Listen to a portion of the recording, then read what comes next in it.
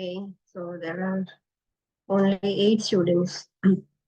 Tell me, how was your test? आप सबने test दिया था? યસ મેમ સારો હતો પણ થોડું અમુક વેક્સિન માં થોડું ભૂલી જવાતું હતું Yes, ma'am. Okay. મિક્સ થઈ જાય And what about theory? Theory वाला कैसा लगा? वो अच्छा है Easy था? उसमें थोड़ा ईयर वाइज थोड़ा मिक्स हो जाता था वो प्री स्कूलर स्कूलर एज हाँ वाइज हाँ. So that's why आपको एग्जाम में ऐसे ही क्वेश्चन आएंगे जो थियोरी रिलेटेड थे, एरिक्सन की थियोरी, फिर सिगमंड फ्रॉइड की थियोरी, ये सो सारी थियोरीज थी, उसके बेसिस पर ऐसे क्वेश्चंस आएंगे, अप्लाइड क्वेश्चंस आएंगे. सो ये टेस्ट देके आपको पता चला होगा कि आपको क्या याद रखना है, क्या चीजें पूछी जा सकती है. So you can do better in your examination. Any other things you want to tell me, share with me, test related क्या हुआ था? આવા ક્વેશ્ચન મેડમ આવે ને તો કેવું જલ્દી બોરિંગ બી થઈ જવાય जल्दी આમ બોરિંગ થઈ જવાય જે એનર્જી હોય ને એ થોડું ઓછી થઈ જાય एक ना एक चीज हम लाइक फिर हम बोर हो जाते हैं, उसकी वजह से फिर अगेन रॉन्ग आंसर सिलेक्ट कर देंगे. So this happens. बट ये भी ऐसे भी क्वेश्चंस होंगे इन योर एग्जामिनेशन. एक दो तीन ऐसे थोड़े थोड़े होंगे. अगर 85 में आपका बंद हो जाए तो ही आएंगे. 150 तो ज्यादा आएंगे, 6 7 10 जैसे क्वेश्चन आएंगे. ના મેડમ થોડું આમાં એકને એક જેવું લાગે થિયરી વાંચ્યા પછી આમ અલગ જ લાગે મતલબ એક ટાઈપના ક્વેશ્ચન હોય ને તો તો એટલા માટે જ તમારે છે ને થોડું ડિફરન્શિએટ કરવું પડે કે હા, મારે આ થિયરીમાંથી આટલું જ યાદ રાખવાનું છે, આ થિયરીમાંથી આટલું. બીકોઝ જ્યારે એક્ઝામમાં સોલ્વ કરવા બેસો ને ત્યારે તમારે ધ્યાન રાખવું પડશે કે તમારે કઈ થિયરી અપ્લાય કરવાની છે. બધાની થિયરીઝ અલગ અલગ હતી, બધાનું એજ ગ્રુપ અલગ અલગ હતું. સો એ ધ્યાનમાં રાખવાનું કે ક્વેશ્ચનના અકોર્ડિંગ એ કઈ થિયરીમાં તમને આન્સર સિલેક્ટ કરવાનું કહે છે.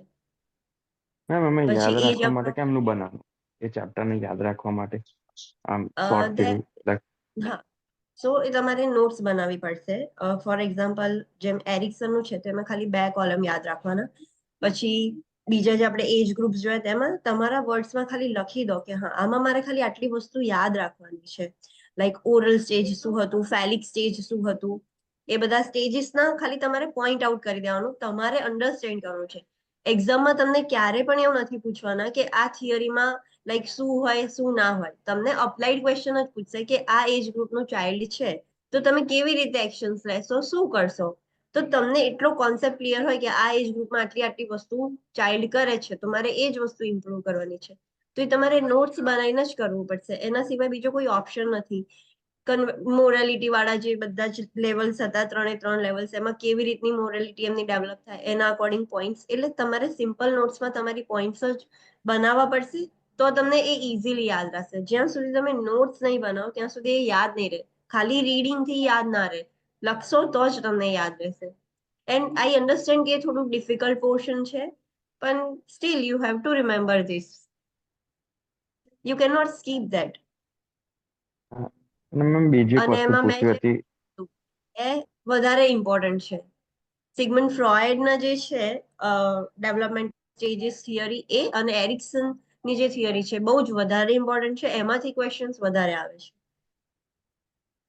મેમ એક બીજું ખાલી પૂછવું હતું કે આપણે પેલું યુ વર્ડ સોલ્વ કરીએ છીએ ને તો એમાં કેવું થાય કે અમુક વાર 2 આન્સર લાગતા હોય સાચા સાચા, પછી એની જે આન્સર સોલ્વ કરવી પોસિબિલિટી જોઈએ ને તો એને કેવી રીતે ટેકલ કરવી એમ ખબર હોય કે આ છે એવું થાય, બહુ મોસ્ટલી એવું થાય. એના માટે પ્રાયોરિટાઇઝેશન તમે અટેન્ડ કર્યો છે ચેપ્ટર? હા મેડમ કરી ને યાદ રેકોર્ડેડ બી છે. સેશન, હા હા કરી. નોટ્સ બી બનાવી છે એની? નોટ્સ તો નહીં બનાવ્યું ઓનેસ્ટલી, બટ આમ કેવું આમ લાગતું હોય 50%, પણ પાછું એવું થઈ જાય એમ કે લાઈક એ અને સી ઓપ્શન લાગતો ને એવું થાય. સો એ પ્રાયોરિટાઇઝેશન વાળા ક્વેશ્ચનમાં તમારે નોટ્સ બનાવવી પડશે. પ્રાયોરિટી તમારા દિમાગમાં જશે કે હા આ જ પ્રાયોરિટી છે, તમને પહેલા કોન્સેપ્ટ ખબર હશે ને તમે ડેલી પ્રેક્ટિસ કરતા જ રહેશો, લાઈક રેગ્યુલરલી 1 મંથ તમે પ્રેક્ટિસ કરતા રહેશો, પછી તમારું માઇન્ડ એ વસ્તુને અડેપ્ટ થઈ જશે કે આ જ કરેક્ટ આન્સર આવે, આ જ રાઈટ છે. સો એ પ્રેક્ટિસથી જ થશે. પણ પ્રેક્ટિસ જ્યાં સુધી કોન્સેપ્ટ ક્લિયર નહીં હોય ત્યાં સુધી ખાલી ને ખાલી પ્રેક્ટિસ કરવાનો બી કોઈ મિનિંગ નથી. સો પહેલા એ પ્રાયોરિટાઇઝેશનના જેટલા બી રૂલ્સ છે એ રૂલ્સ તમને બાય હાર્ટ હોવા જોઈએ કે કયો રૂલ ક્યારે અપ્લાય કરવાનો. વેધર દેર ઇઝ કન્ડિશન્સ હોય તો ઓલવેઝ એક્યુટ અને ક્રોનિક ચેક કરવાનું. કન્ડિશન્સ કોઈ નથી આપી, લેબ વેલ્યુઝ છે તો ABCD કમ્પેર કરવાનું કે AB માં છે કે CD માં છે. એ પણ કશું નથી આપ્યું, ફિઝિયોલોજીકલ છે, સાયકોલોજીકલ છે તો ઓબ્વિયસ ફિઝિયોલોજીકલ ને પહેલા પ્રાયોરિટી આપવાની. ABC હોય તો ABC ને પહેલા એ રીતે પ્રાયોરિટી આપશો. તો તમારે પહેલા આઈડેન્ટિફાય કરવાનું છે કે ઓપ્શન્સમાં કેવા ટાઈપના ક્વેશ્ચન્સ છે. નર્સિંગ પ્રોસેસ રિલેટેડ હોય તો તમારે એ રીતે અસેસમેન્ટને પહેલા પ્રાયોરિટી આપવાની. સો તમારે વસ્તુ અન્ડરસ્ટેન્ડ કરવી પડશે. There are so much of rules, તમારે એના અકોર્ડિંગ તમારે પ્રાયોરિટી આપવાની છે. There is no only ABC. ખાલી પ્રાયોરિટાઇઝેશનમાં ABC નહીં હોય, ડિફરન્ટ ટાઈપ્સ ઓફ પેશન્ટ હશે, ચારે ચાર સ્ટેબલ હશે, એમાંથી પ્રાયોરિટી તમે કોને આપશો તો એ વસ્તુ ધ્યાન રાખવાની. ટાઈમ મેડિસિન્સની અમુક વખતે પ્રાયોરિટાઇઝેશન ના હોય કે મેડિસિન્સ 4 પેશન્ટ સ્ટેબલ પેશન્ટ છે, કયા પેશન્ટને પહેલા મેડિસિન આપશો, તો ઓબ્વિયસલી એ વખતે એવું ધ્યાન રાખવાનું કે જે પેશન્ટની મેડિસિન ઇમ્પોર્ટન્ટ છે, જે ટાઈમ ટુ ટાઈમ જવી જોઈએ. ફોર એક્ઝામ્પલ મોર્નિંગ ડોઝ ડાયાબિટીસના જે ઇન્સ્યુલિનની ટેબ્લેટ્સ છે, એન્ટી ડાયાબિટીક ટેબ્લેટ્સ છે, થાઇરોઇડ હોર્મોન્સની ટેબ્લેટ્સ છે, એ ડિલે ના કરાય, એનો ટાઈમ ફિક્સ્ડ હોય. બીજી બધી મેડિસિન તમે થોડુંક લેટ કરશો તો ચાલશે. તો એ તમારે સમજવાનું છે કે 4 ઓપ્શન્સમાં કઈ એવી મેડિસિન છે કે જે હું ડિલે ના કરી શકું, તો પછી એને પહેલા પ્રાયોરિટી આપવાની. Okay, thank you. Yeah. Any other questions? Is anyone there? जिसने टेस्ट नहीं दिया है, कोई है इसमें से 13 स्टूडेंट्स में से? Yes There are ma'am. only 19. Yes. किसने नहीं दिया? हाँ, मैं નથી આપ્યો ma'am. Okay. Why you have not appeared for test? Busy થોડું હતું એટલા માટે। Okay. But make sure कि preparations अच्छी हो. टेस्ट नहीं दिया है तो you have to manage by yourself. Okay ma'am. Ma'am Okay. આજે આપે તો પોસિબલ હશે આજે? Yes, whenever you get free, मुझे एक मैसेज ड्रॉप करना होगा कि ma'am Okay, right ma'am. now I'm free. तो I will share the link again to you so you can give the okay test. Ma'am. हाँ, but make sure कि पूरा 2 hours and 50 minutes का time spare करके आप बैठो। फिर ऐसा ना हो कि आपके पास फ्री टाइम सिर्फ 1 hour का हो and you will appear for the test, ऐसा ना हो। मेक श्योर कि पूरा Sure, टाइम ma'am. हो एंड हाँ, okay. So let's start our today's class. What we have completed on Saturday? Saturday हमने क्या कंप्लीट किया था?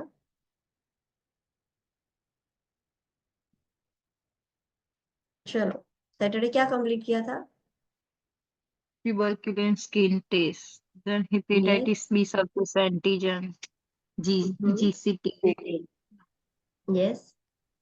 percutaneous umbilical blood sampling, Doppler blood flow analysis, Hmm. then quad screening, Yes. DNA testing, Yes.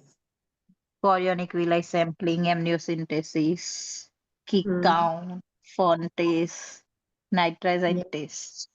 Okay. So let's do a quick revision of our previous class. Tuberculin skin test, उसमें क्या study किया था, क्या चीजें याद रखनी है? Can we do tuberculin skin test in during pregnancy? Yes. Yes. Yeah, obviously yes. But majority of doctors prefer to do tuberculin skin test in After birth. yes, after birth, yeah, or in postpartum period. So तब उनको करना, they prefer these things more. But we can do this during pregnancy also. अगर pregnancy में tuberculin skin test positive आया है, then क्या करोगे? Chest radiography. Chest radiography. Treatment after Yes. birth. Chest x-ray करना है, बट कब करोगे chest x-ray? After 20th week of gestation. After 20 weeks of gestation. क्यों बिफोर नहीं कर सकते? The rationale is Organ forms नहीं थे आए कुछ। हाँ, बिफोर 20 वीक्स ऑर्गन्स ऐसे फुल्ली फॉर्म नहीं हुए होंगे, कुछ कुछ ऑर्गन्स फॉर्म होने बाकी होंगे। सो उसके बाद अगर रेडिएशन लगेगा तो देयर माइट बी चांसेस कि वो ऑर्गन फॉर्म ही ना हो। दैट्स व्हाई डॉक्टर्स प्रीफर कि 20 वीक्स के बाद ही चेस्ट एक्सरे किया जाए। चेस्ट एक्सरे में भी एक्टिव टीबी के लीजन्स दिख रहे हैं लंग्स में। सो कब वो female anti tuberculin treatment start करेगी ट्यूबरक्यूलोसिस ट्रीटमेंट के लिए? After birth. After birth. After birth. During pregnancy she can not take medicine because वो प्लासेंटा क्रॉस करके फीटस को भी हार्म कर सकती है। सो मेडिसिन नहीं स्टार्ट करनी है, बट कंफर्म हम कर सकते हैं कि हाँ mother is TB positive. Next is HbS-Ag। HbS-Ag क्या थे? Positive hepatitis B. हाँ, so if HbS-Ag is negative what does it indicate? No, थी HBsG virus. हाँ, उसके अंदर वो मदर के अंदर हेपेटाइटिस बी इंफेक्शन नहीं है, viruses are not present. And अगर पॉजिटिव हो तो इट इंडिकेट्स कि mother is infected with hepatitis B virus. उसके बाद बॉडी में एंटीजेंस है, वायरस के एंटीजेंस है। सो वैक्सीनेशन कौन सी स्पेसिफिक पॉपुलेशन है जिनको वैक्सीनेशन होना चाहिए hepatitis against? Asia, Healthcare Africa. workers. Okay, जो भी लोग बॉर्न हुए हैं Asia, Africa, Haiti, Pacific islands में। Then Healthcare workers. IV drugs user. Yes, IV drug, yes. Those with Dialysis tattoos. center. Okay, जिसका टैटूज है। फिर पहले जॉन्डिस हुआ था पर उसको पता ही नहीं चला, और उसको क्रोनिक लीवर डिजीज भी है। Then History of blood transfusion. Blood transfusion की हिस्ट्री हो। Then History of dialysis and yes, renal history of transplantation. Renal transplantation. Then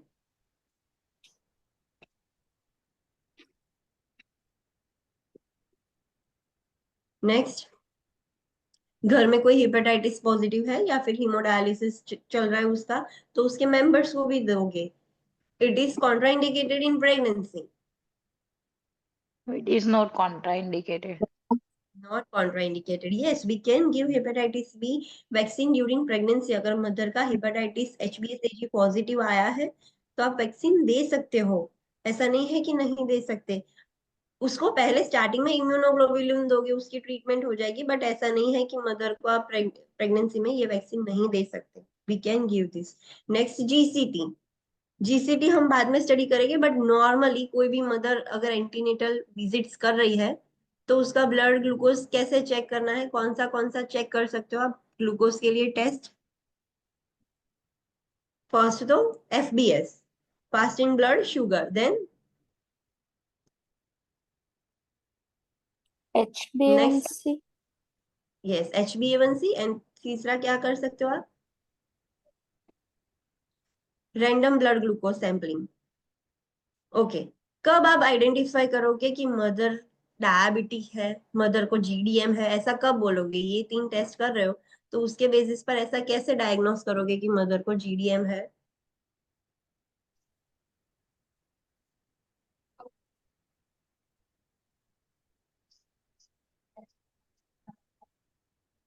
बोलो। व्हेन यू विल से, अगर आपने FBS किया है तो मदर को कैसे बोलोगे कि हाँ you are suffering from GDM? Greater than 126. हाँ, अगर FBS फास्टिंग ब्लड ग्लूकोज भी 126 से ज्यादा आ रहा है, then mother is diagnosed as she suffering from GDM। अगर 126 से कम है so it is fine. HbA1c के लिए Greater than 6. greater than 6.5, then we can diagnose that mother is suffering from GDM। And random blood plasma glucose level, Greater than Greater 200. than 200 mg/dl. yes, greater than 200 mg per dl। Make sure कि you do not make mistake. FBS 126 से ज्यादा हो तभी हम GDM बोलेंगे, and RBS random blood sugar level 200 से ज्यादा होंगे तभी हम उसको बोलेंगे कि GDM है। अगर एग्जाम में ऐसा बोला है कि पेशेंट का RBS रैंडम ब्लड शुगर 128 है या 180 है तो भी वो नॉर्मल है, बिकॉज उसके लिए 200 होना चाहिए। सो ऐसा कंफ्यूज मत हो जाना कि 126 से ज्यादा है तो she is suffering from GDM. Don't get confuse in this values. ये तो हमने जो रैंडम रेगुलर बेसिस पर करते हैं वो था. Now what is GCT? GCT कैसे करना है? જીસીટી 50 कैसे ગ્રામ करोगे? ઓરલ ગ્લુકોઝ આપવાનો and then 1 hour પછી ચેક કરવાનું. if greater than 140 તો પછી 3 hours પછી કરવાનું. then हाँ, still elevated तो consider GDM. यस. सो पहले मदर को 50 ग्राम ओरल ग्लूकोज देना है, फिर 1 घंटे बाद चेक करना है. अगर एक 140 से ज्यादा आता है तब हम उसको बोलेंगे कि yes she might have GDM. But confirmation के लिए दूसरा स्टेप भी करना होगा, that is after 3 hours. 3 hours के बाद आप चेक करके देखते हो फिर भी वो एलिवेटेड ही है, 130 टू 140 के ऊपर ही है. सो हम फिर डायग्नोस कर देंगे कि mother is suffering from GDM. GDM majority times 86% तो सेंसिटिव टेस्ट है, मतलब पॉजिटिव फॉल्स रिजल्ट्स नहीं आते 86%. But there are remaining 24%, there might be false result also. But फिर भी डॉक्टर जीसीटी के लिए ये टेक्निक ये ही यूज होता है जीडीएम डायग्नोस करने के लिए. This is the best technique. Then urine analysis and urine culture में हमने क्या देखा था? कब करना चाहिए यूरिन का सैंपल, कब लेना चाहिए? every antepartum visit the antepartum. Yes, every visit. जब भी मदर प्रीनेटल विजिट करती है हॉस्पिटल में, एट एवरी विजिट उसका यूरिन का सैंपल लिया जाता है. What is normal thing related to urine? Glycosuria is common but persist આવે તો indicate diabetes. Yes, glycosuria pregnancy में होता है. The rationalist renal threshold for glucose has already decrease. थोड़ा थोड़ा ग्लूकोज लीक होगा ड्यूरिंग प्रेगनेंसी, बट वो बहुत परसिस्टेंट है, कंटिन्यूअसली आ रहा है, ज्यादा अमाउंट में आ रहा है. So it indicate diabetes. Another thing जिसको यूरिन से पता चलेगा कि मदर को ये प्रॉब्लम हो सकता है, व्हाट आर दिस?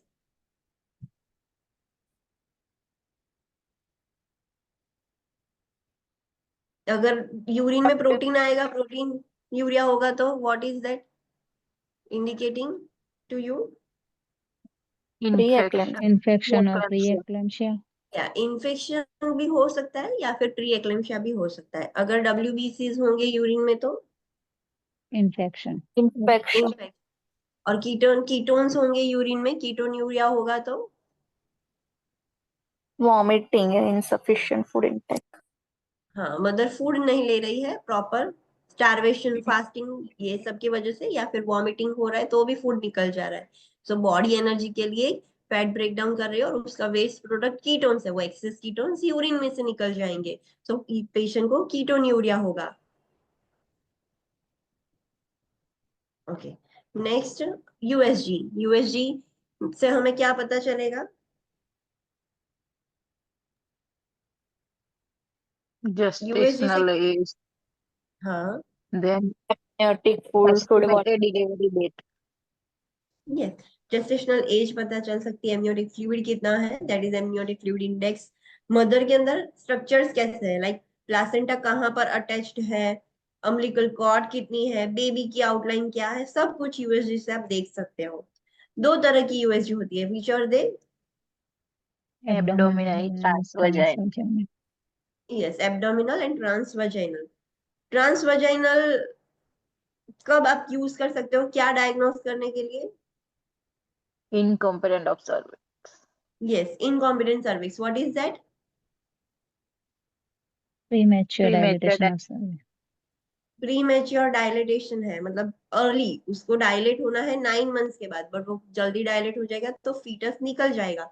सो वो चेक करने के लिए हम ट्रांसवेजाइनल कर सकते हैं. अनदर थिंग, लेंथ चेक करने के लिए भी हम कर सकते हैं. लेंथ फर्स्ट ट्राइमेस्टर में आप अच्छे से चेक कर पाओगे, because second and third trimester में आप ट्रांसवेजाइनल करोगे तो लेंथ ऑलरेडी शॉर्ट हो ही जाती है सर्विक्स की, जैसे जैसे यूट्रस ग्रो होता है.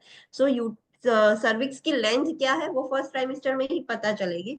सेकेंड और थर्ड ट्राइमेस्टर में ऑलरेडी उसकी लेंथ छोटी हो जाती है. इंटरवेंशन क्या ध्यान में रखना है जब भी आप यूएसजी करते हो तो? Full bladder. Yes, full bladder होना चाहिए. Then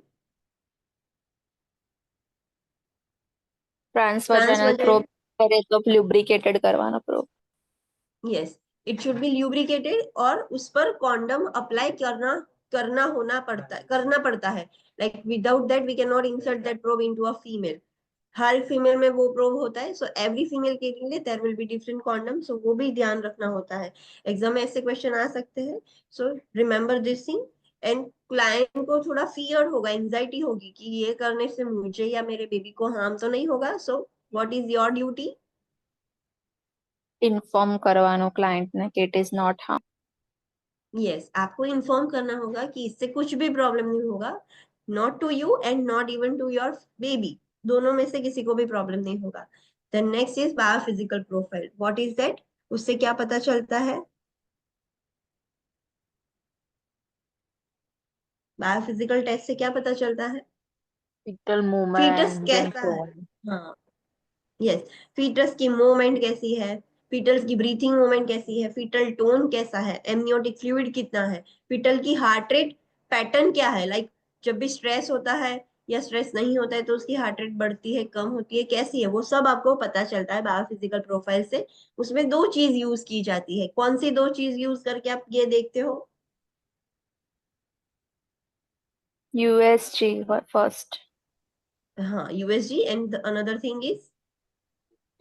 electronic fetal monitoring machine. Yes, electronic fetal monitoring, EFM, ये दोनों चीज यूज करने करके आप पता लगाते हो कि वेदर फीटस इज हेल्दी और नॉट। अगर बायोफिजिकल एक्टिविटीज नॉर्मल आ रही है, so what does it indicate?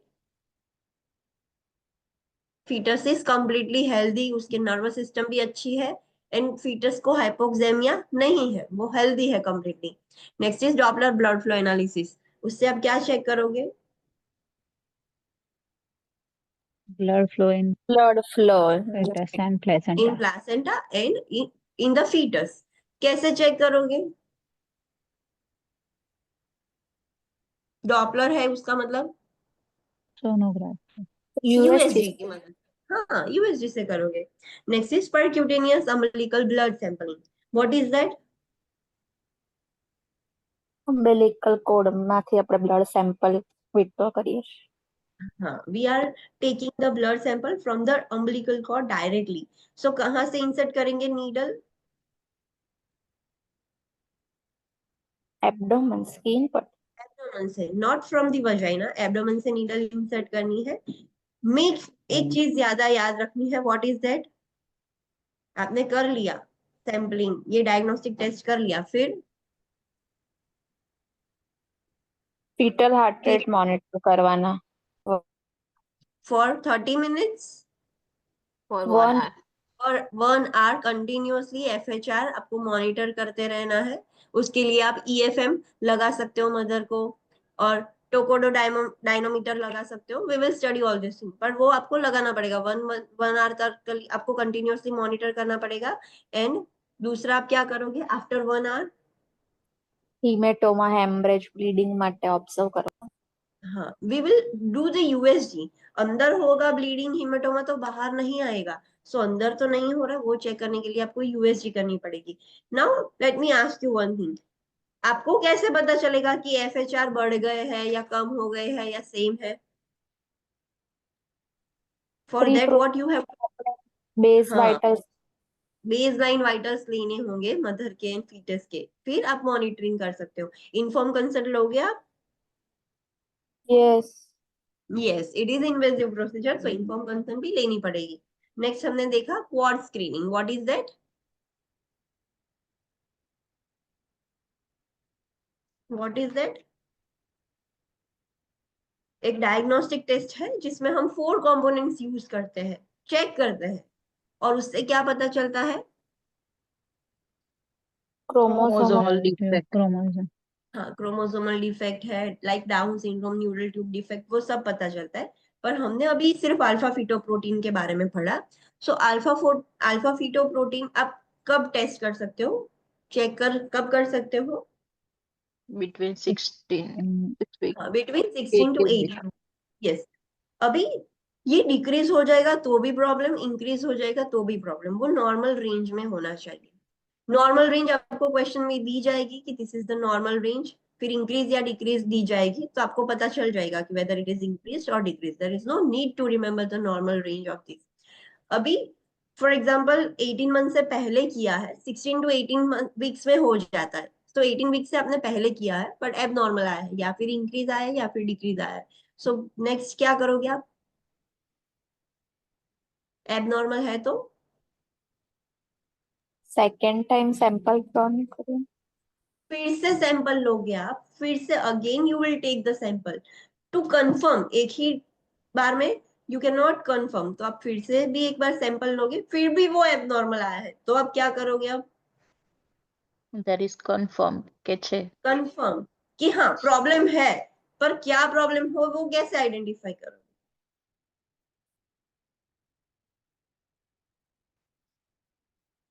Problem है ये पता चल गया, एबनॉर्मल था, कम ज्यादा था तो एबनॉर्मल था तो पता चल गया, बट नेक्स्ट थिंग क्या करोगे? यूएसजी करोगे टू चेक कि हाँ कुछ एबनॉर्मलिटीज दिख रही है आपको, लाइक उसकी जो यूएसजी से पता चलता है कि बेबी में क्या प्रॉब्लम है congenital. So neural tube defects, abdominal wall defects वो शायद पता चल जाएगा, तो यूएसजी करके देख सकते हो।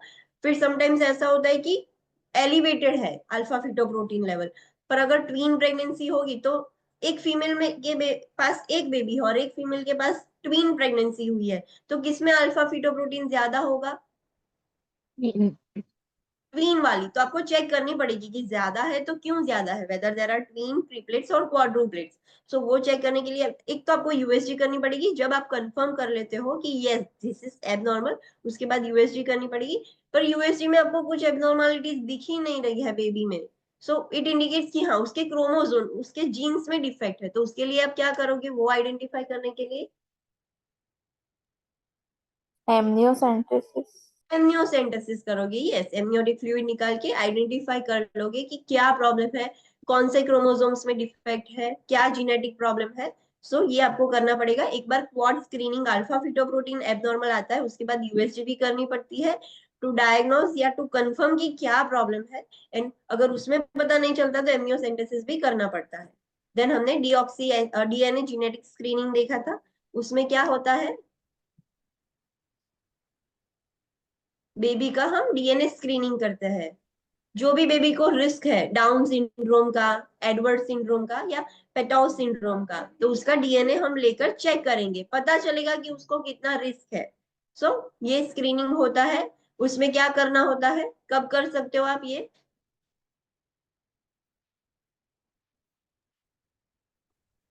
कब कर पाओगे आप ये डीएनए? 7 week of gestation हाँ 7 वीक्स ऑफ जेस्टेशन, मतलब 7 वीक की हो प्रेग्नेंट तब आप ये कर सकते हो। Then next test is chorionic villus sampling. उसमें क्या होता है, किसका सैंपल लोगे? Blood sample. ના પ્લેઝન્ટા માંથી લ્યો हाँ प्लेसेंटा के अंदर जो कोरियोनिक विलस होता है वो थोड़ा सैंपल आप नीडल डाल के एस्पिरेट कर लेते हो एंड उसको फिर लैब में स्टडी किया जाता है। कब कर सकते हो आप ये? 10 to 13 week of gestation 10 to 13 weeks. और किसके साथ करोगे कोरियोनिक विलस सैंपलिंग के साथ? आपको दूसरा भी एक डायग्नोस्टिक मेथड यूज करना पड़ेगा। What is that? Directly doctor blindly insert कर देंगे कि हाँ प्लासेंटा यहाँ पर है, लाओ डाल दो needle. No USG. Sonography USG के साथ, अलोंग विथ यूएसजी, आपको यूएसजी के साथ ये करना पड़ेगा। इंटरवेंशंस क्या करोगे, ध्यान क्या रखोगे? पहले तो इन्फॉर्म कंसेंट होनी चाहिए, then second thing full blood. Full bladder होना चाहिए, yes, and third baseline vital signs yes baseline vital signs लेने हैं। एंड आफ्टर प्रोसीजर मदर और फीटस दोनों को क्लोजली मॉनिटर करना है, फीटल हार्ट रेट मॉनिटर करते रहना है, मदर के भी वाइटल्स देने हैं। अगर फीमेल ऑलरेडी आरएच नेगेटिव है तो डॉक्टर ने बोला कि वो मदर आरएच नेगेटिव थी, ये आपको पता था, and doctor just give the order कि prepare the mother for chorionic villus sampling. So what you will do, what will be your first step? immunoglobulin हाँ रोगैम आपको प्रोवाइड करना होगा। एंड आफ्टर 24 आवर्स क्या ध्यान रखना पड़ता है? एक्सरसाइज अवॉइड करवानी, हैवी लिफ्टिंग्स अवॉइड करवाना અને yes and sexual post. Okay, sexual intercourse भी अवॉइड करना है। कब तक अवॉइड करोगे? According to the PSCP prescribe. According to the PSCP जितना बोलते हैं कि इतने टाइम तक नहीं करना है तो नहीं करना है। बेड रेस्ट कितने टाइम तक करना है, रेस्ट कितना लेना है? 24 hours. 24 hours. Yeah. Next is diagnostic test, that is amniocentesis. What is that? Amniotic fluid aspirate करिए sample. We will study the amniotic fluid. So कब किया जाता है? 15 to 20 weeks. 15 to 20 15, yes, 15 and 20 weeks. Can we do amniocentesis after 20 weeks?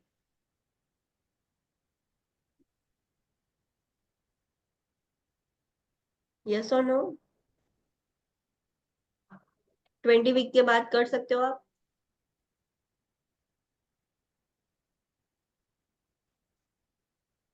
Tell me. Yes or no? Yes, maybe. Yes. कर सकते. And 15 week से पहले? वो नहीं कर सकते. Yes. Why? एडिक्वेट वॉल्यूम नहीं है। एडिक्वेट एमनियोटिक फ्लूइड भी नहीं होगा। अगर एडिक्वेट होगा तो उसमें जो सेल्स जो भी होने चाहिए फीटस के जेनेटिक स्क्रीनिंग के लिए आप जो करते हो वो भी अंदर नहीं होंगे। सो 15 वीक के बाद का आइडियल है। अगर 15 टू 20 वीक में किया है और आपको एबनॉर्मल लग रहा है तो वेट करो, 20 वीक्स के बाद करो, तब तक तो बहुत अच्छा वॉल्यूम होगा, बहुत सारे सेल्स होंगे। सो आइडियली 15 वीक्स के बाद किया जाता है, बट उसमें कुछ एबनॉर्मलिटी आ रही है तो आप 20 वीक्स के बाद भी कर सकते हो। So you can do amniocentesis after 20 weeks, but not before 15 weeks. Genetic amniotic fluid से genetic disorder पता चलेंगे, metabolic defects पता चलेंगे, fetal की lung maturity क्या है वो पता चलेगी, रिस्क क्या होंगे fetus को और मदर को, क्या हो सकता Fetal है injury, amniocentesis? Yes, हेमरेज हो सकता miscarriage, है, बर्थिंग पेरेंट में मिसकैरेज हो जाएगा, अबॉर्शन हो सकता है। Then infection, infection, fetal injury, फिर another thing, abruptio placenta, abruption placenta, RH isoimmunization. Then mother को क्या हो सकता है? Amniotic fluid emboli. Yes, amniotic fluid emboli, वो एमनियोटिक फ्लूइड ट्रैवल करके मदर के लंग्स में जा सकता है।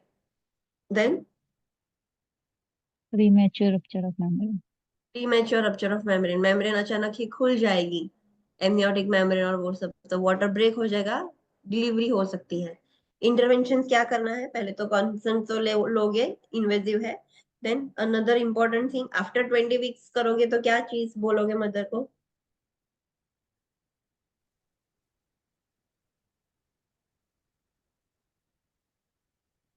Empty Empty bladder. bladder. empty bladder, empty the bladder. और बिफोर 20 वीक्स कर रहे हो आप, 15 टू 20 वीक्स के अंदर कर रहे हो तो full Full bladder. bladder. full bladder, full bladder के साथ करना है। यस, किसके साथ करोगे आप एमनियोसेंटेसिस के साथ? क्या, कौन सी अनदर मेथड यूज करोगे? USG। यस, यूएसजी के साथ करोगे। फिर बेसलाइन वाइटल्स लोगे, एंड बेसलाइन वाइटल्स लेने के बाद प्रोसीजर के बाद क्या करना है? पोजीशन। पोजीशन तो दोगे बट एवरी 15 मिनट मॉनिटर करना होगा। एमनियोसेंटेसिस के वक्त कौन से पोजीशन दोगे मदर को? सुपाइन। और एमनियोसेंटेसिस के बाद Left. Left lateral. Left lateral. Yes, what is the red important point?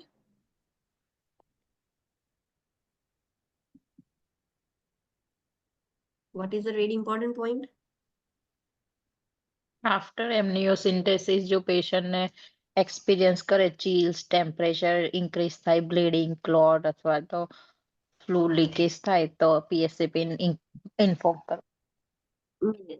Chorionic villus sampling, amniocentesis, umbilical cord sampling, कुछ भी आप सब इन्वेजिव कर रहे हो, पंचर कर रहे हो, so there might be chances कि फीटस को इंजरी हो सकती है या इन्फेक्शन हो सकते हैं। सो मदर ये कुछ भी एक्सपीरियंस करती है, फीवर, चिल्स, टेम्परेचर ज्यादा है, ब्लीडिंग हो रहा है वहां से, क्लॉट्स या टिश्यूज निकल रहे हैं वहां से छोटे छोटे, फ्लूइड लीक हो रहा है, फीटल मूवमेंट कम हो गई है, कॉन्ट्रेक्शन स्टार्ट हो गया है, क्रैम्प्स आ रहे हैं, painful contraction just like labour. So ये में से कुछ भी होता है तो उसको पीएचसीपी को इन्फॉर्म करना होगा। इट इंडिकेट्स कि उसकी कॉम्प्लिकेशन हो गई है।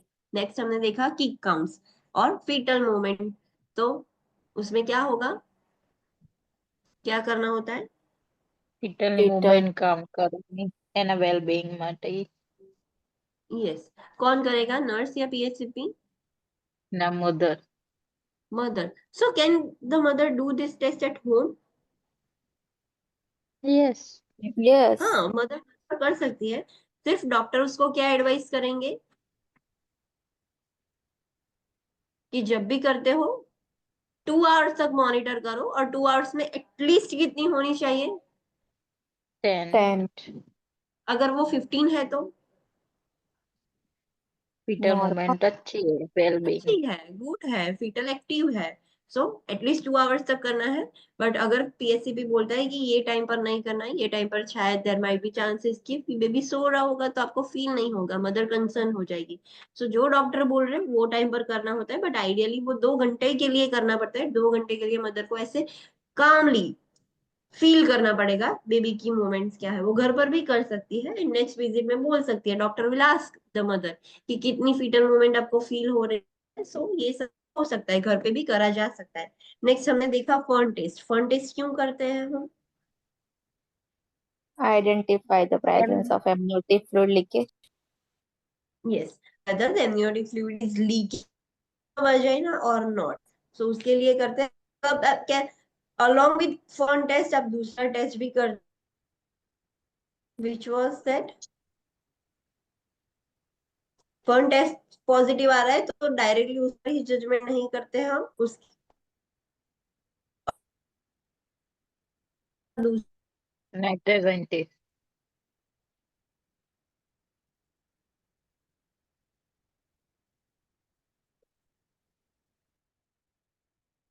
क्या है।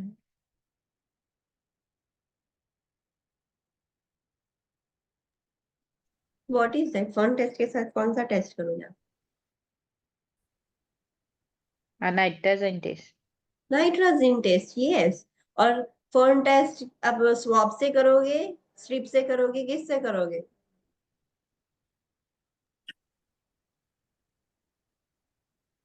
कलर चेंज होगा इसमें, swab stick આવે છે નથી पर मतलब स्वैब स्टिक का कलर चेंज हो जाएगा इसमें।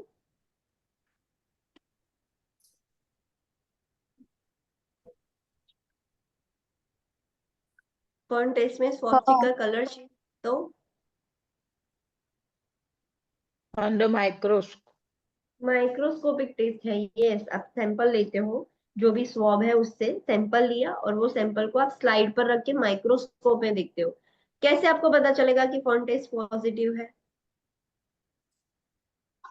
फोन लाइक पेटर्न જોવા મળશે તો इट इंडिकेट हाँ, कि positive there is a leakage of amniotic fluid. Yes, amniotic fluid था, सैंपल में एमनियोटिक फ्लूइड था। फर्न जैसे क्रॉप्स जैसे आपको स्ट्रक्चर्स दिख रहे हैं, सो इट इंडिकेट्स ये एमनियोटिक फ्लूइड था। मदर को क्या पोजीशन दोगे फर्न टेस्ट के लिए? Dorsal lithotomy dorsal lithotomy. और क्या बोलोगे मदर को? कॉफ कॉफ करना। जैसे ही मदर कॉफ करेगी, अगर एमनियोटिक फ्लूइड थोड़ा थोड़ा लीक हो रहा है तो वो तुरंत वजाइना में आ जाएगा लीक होके, and you can take the sample. Okay, next हमने देखा नाइट्रोजन टेस्ट। उसमें वो क्यों करते हैं, क्या करता है उसमें जो पीएच? મેડમ એ हाँ, આ જે ફોન ટેસ્ટમાં જે સેમ્પલ લેવાનું એ આપણે સ્લાઇડ ઉપર લેવાનું એવું હોય જો પરથી ये जो स्वॉब ઓકે है उससे स्लाइड पर लेना है, जो स्लाइड प्रिपेयर करते हैं वो ઓકે सब करना है, और वो माइक्रोस्कोप में देखते हैं। The nurse does not do this, वो लैब टेक्नीशियन ही करेंगे, बट ऐसा होता है। आपको सिर्फ इतना पता होना चाहिए कि अगर फर्न टेस्ट में ऐसे स्ट्रक्चर्स दिख रहे हैं फर्न जैसे, तो इट इंडिकेट कि एमनियोटिक फ्लूइड लीक हो रहा है। फिर कंफर्मेशन के लिए आपको फिर से अगेन दूसरा टेस्ट करना पड़ेगा, दैट इज नाइट्रोजन टेस्ट। उसमें क्या करते हैं हम, क्यों करते हैं ये test? Why we are doing this nitrogen test? Confirm the test हाँ, टू कंफर्म द टेस्ट और to confirm whether there is amniotic fluid in vagina और नॉट, एमनियोटिक फ्लूइड लीक हो रहा है या नहीं। सो उसमें क्या करोगे आप, कैसे होता है, क्या होता है ये टेस्ट में? એમાં સ્વોપ સેમ્પલ લેવાનું. यस, उसमें स्वॉब या स्ट्रिप्स दोनों होता है। स्ट्रिप्स भी कुछ जगह पर स्ट्रिप्स होती है जैसे पेपर की, या फिर कुछ जगह पर स्वॉब्स होते हैं। तो क्या करोगे? स्ट्रिप्स या स्वॉब से क्या करना है, फिर क्या करना है? Tell me about the procedure.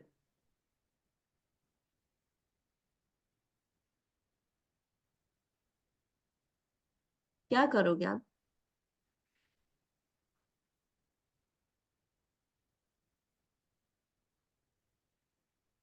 Slide पर लोगे sample, what you will do?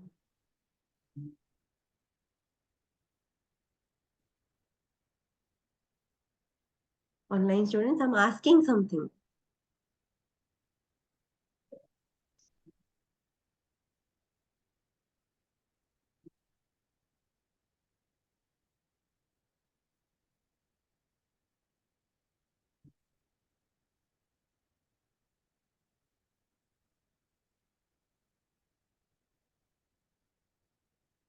Are you getting my question or not? Question पता चल रहा मैं क्या पूछ रही हूँ? Yes ma'am. हाँ, सो कैसे करोगे?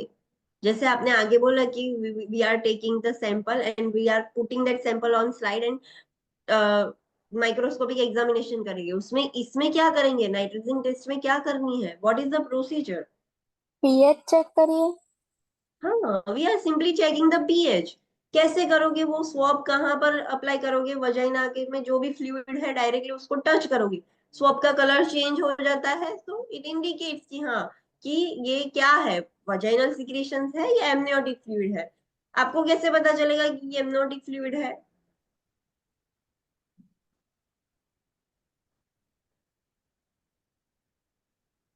आपने स्वॉब लिया, कलर वजाइना से में डाला, पर कौन से कलर से पता चलेगा? Blue. Blue colour. Blue grey. हाँ, ब्लू के शेड्स से पता चलेगा। Blue green, blue grey, deep blue, जो भी ब्लू के शेड्स होंगे, सो इट इंडिकेट्स कि यहाँ पर एमनियोटिक फ्लूइड है। और अगर वो रेड, ऑरेंज, ब्राउन, ऐसा येलो ऑरेंज, ऐसे येलो ऑरेंज के शेड्स हो, तो it indicates negative. Negative, no amniotic fluid. ये सिर्फ वजाइनल सिक्रीशन ही है। सो मदर को कौन से पोजीशन दोगे स्वॉब इंसर्ट करने के लिए? Dorsal lithotomy. Dorsal lateral. और सिंपली ये जो स्वॉब्स आते हैं, ऑलरेडी आपने स्कूल टाइम में वो पीएच चेक करने के लिए जो लिटमस पेपर आता था वो ऑलरेडी मेडिकेटेड होता था। जैसे ही आप जो भी सॉल्यूशन में डिप करते हो, रेड और ब्लू कलर हो जाता था। सिंपली ये जो स्वॉब्स होते हैं, ये जो स्ट्रिप्स होती है, वो ऑलरेडी मेडिकेटेड होती है। जैसे ही आप वो फ्लूइड को टच करोगे, ऑलरेडी उसका कलर ऑटोमेटिक चेंज हो जाएगा। अगर येलो ऑरेंज हो जाता है तो इट इंडिकेट्स कि यहाँ पर कोई एमनियोटिक फ्लूइड नहीं है। ब्लू के शेड्स होना स्टार्ट हो जाए तो इट इंडिकेट्स कि हाँ, एमनियोटिक फ्लूइड है। तो सिर्फ आपको सिंपली वो टच करना है, फ्लूइड जो भी है वजाइनल सिक्रीशंस, उसमें टच करना है, वो स्वॉब या स्ट्रिप जो भी यूज कर रहे हो। Understood? Yes. Okay, so next test is fibronectin test. Let's study about this. यहाँ पर किसी को कोई डाउट है यहाँ तक? No. Okay, next is fibronectin test. Fibronectin test क्यों करते हैं? So sampling of the cervical and vaginal secretion for fetal fibronectin. Vaginal और सर्वाइकल जो सिक्रीशंस है वो हम टेस्ट करते हैं टू चेक कि उसमें फीटल फाइब्रोनेक्टिन है या नहीं। कब करते हैं? So week between 22 and done between week 22 and week 34 of pregnancy. 22 से 34 वीक ऑफ प्रेगनेंसी में कभी भी कर सकते हैं if the PHCP is concern about the preterm labour. So fibronectin test हम क्या चेक करने के लिए करते हैं? To identify the risk of preterm preterm labour. Labour. हाँ, अगर फाइब्रोनेक्टिन टेस्ट पॉजिटिव आता है, so it indicates the onset of labour in 1 to 3 weeks. Normally ये मदर को रिस्क है प्रीटर्म लेबर का या नहीं, सो इसके लिए 22 to 34 वीक्स में डॉक्टर ये फाइब्रोनेक्टिन टेस्ट करेंगे। वजाइनल और फ्लूइड जो सिक्रीशंस होते हैं उसमें फीटल फाइब्रोनेक्टिन प्रेजेंट होता है। अगर फाइब्रोनेक्टिन ज्यादा है या फिर प्रेजेंट है, तो डॉक्टर को पता चल जाएगा कि 1 से 3 वीक में, मतलब विद इन 1 मंथ ये मदर है उसकी डिलीवरी हो जाएगी। So I have to do something कि डिलीवरी ना हो, प्रीटर्म डिलीवरी ना हो। सो पॉजिटिव टेस्ट से पता चलता है कि लेबर कभी भी विद इन 1 मंथ या फिर 1 से 3 वीक में कभी भी लेबर हो सकता है। एंड अगर फाइब्रोनेक्टिन टेस्ट नेगेटिव है so more predictive than preterm labour will not begin. अगर नेगेटिव है तो डॉक्टर रिलीफ हो जाएंगे कि हाँ ये मदर को रिस्क नहीं है, प्री टर्म लेबर नहीं होगा। The test is used if the client is risk for preterm labour. क्यों करते हैं? हमें कोई कंडीशन है मदर को जिसमें रिस्क पता है, for example mother is suffering from dental caries या फिर पेरिडोंटाइटिस है, उसमें हमें पता है कि प्रीटर्म लेबर हो सकता है, देयर इज अ रिस्क, तो डॉक्टर उसमें फाइब्रोनेक्टिन टेस्ट कर लेंगे और देख लेंगे कि अगर पॉजिटिव है तो कभी भी डिलीवरी हो सकती है। सो जिसमें रिस्क लगता है डॉक्टर को उसमें वो फाइब्रोनेक्टिन टेस्ट करेंगे मदर में बिफोर 37 वीक्स ऑफ जेस्टेशन। ये टेस्ट 37 वीक्स पहले करना होता है, 37 वीक्स के बाद करेंगे तो उसको कोई मतलब नहीं है, वो पोस्ट पूरी टर्म लेबर कहलाती है। प्री टर्म 37 से पहले ही होती है, सो 37 वीक से पहले करना होता है टेस्ट, हमें चेक करना होता है। सो अगर 22 वीक पर किया डॉक्टर ने और उसमें नेगेटिव आया तो फिर डॉक्टर ये रिपीट करेंगे टेस्ट फिर से। 22 वीक पर डॉक्टर ने किया, चलो फाइब्रोनेक्टिन टेस्ट नेगेटिव आया, उसका मतलब क्या? रिस्क नहीं है प्री टर्म लेबर का। हाँ, तो फिर डॉक्टर सो जाएंगे कि अभी इस मदर को रिस्क ही नहीं है, चलो शांति है। नहीं, फिर करेंगे। हाँ, फिर से थोड़े वीक्स जाने देंगे डॉक्टर, फिर 22 वीक के बाद डायरेक्टली 28 वीक पर चेक करेंगे। अगर उस वक्त पॉजिटिव आ गया तो प्रीटर्म हो सकता है। सो ऐसा नहीं कि सिर्फ एक ही बार किया तो छोड़ दिया, चेक करते रहेंगे डॉक्टर, लास्ट 34 वीक तक वो देखते रहेंगे कि मदर को अभी भी रिस्क है प्रीटर्म का या नहीं है। 34 वीक तक कोई भी रिस्क नहीं है तो फिर डॉक्टर शांत हो जाएंगे कि अभी चलो 34 वीक तक भी नेगेटिव है तो अभी डिलीवरी 37 वीक्स के बाद ही होगी, there is no any tension कि प्रीटर्म डिलीवरी हो सकती है, ऐसा कोई टेंशन नहीं है। Understood about this test? Yes. हाँ, अभी इंटरवेंशन क्या करनी है। तो client is placed in lithotomy position for sterile speculum exam. Mother को ऐसे लिथोटॉमी पोजीशन दे दोगे, वजाइनल स्पेक्यूलम यूज करना है, ओपन करना है vagina. Cervical secretions are obtained with a cotton swab and placed in an appropriate container labeled with client's name, age, estimated week of gestation। जैसे Covid में sample लेके वो उसका ट्यूबिंग आता था उसमें अंदर डाल देते ना वो स्वैब, ऐसे ही सेम बड़ी लंबी स्टिक होती है, स्वॉब होता है, मदर के सर्वाइकल सिक्रीशंस ऐसे लेने हैं और वो कंटेनर में डाल के बंद कर देना है। वो कंटेनर के ऊपर लेबल करना है क्लाइंट का नेम क्या है, उसकी एज क्या है, कौन से वीक प्रेग्नेंट है, what is the estimated week of gestation क्या है उसका। Laboratory test are done for the presence of fibronectin, और वो जो सैंपल है वो कंटेनर है आपको लैब में भेज देना है। वो लोग लैब टेस्ट करेंगे और देखेंगे कि फाइब्रोनेक्टिन प्रेजेंट है या नहीं। अगर प्रेजेंट है तो कभी भी डिलीवरी हो सकती है, अगर प्रेजेंट नहीं है तो नहीं होगी, प्रीटर्म डिलीवरी नहीं होगी। अंडरस्टूड? यस। यस। फिर मैं कल पूछती हूँ तब क्या होता है। Next is group B streptococcus, GBS। Mother is infected with group B streptococcus और नॉट, सो उसका ये टेस्ट होता है।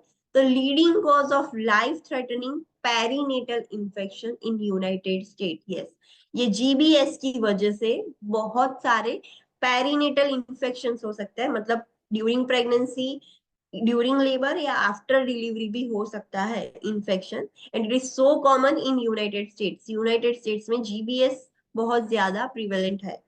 Vaginal or rectal swab to detect the presence of group B streptococcus done at or near 36 week of pregnancy।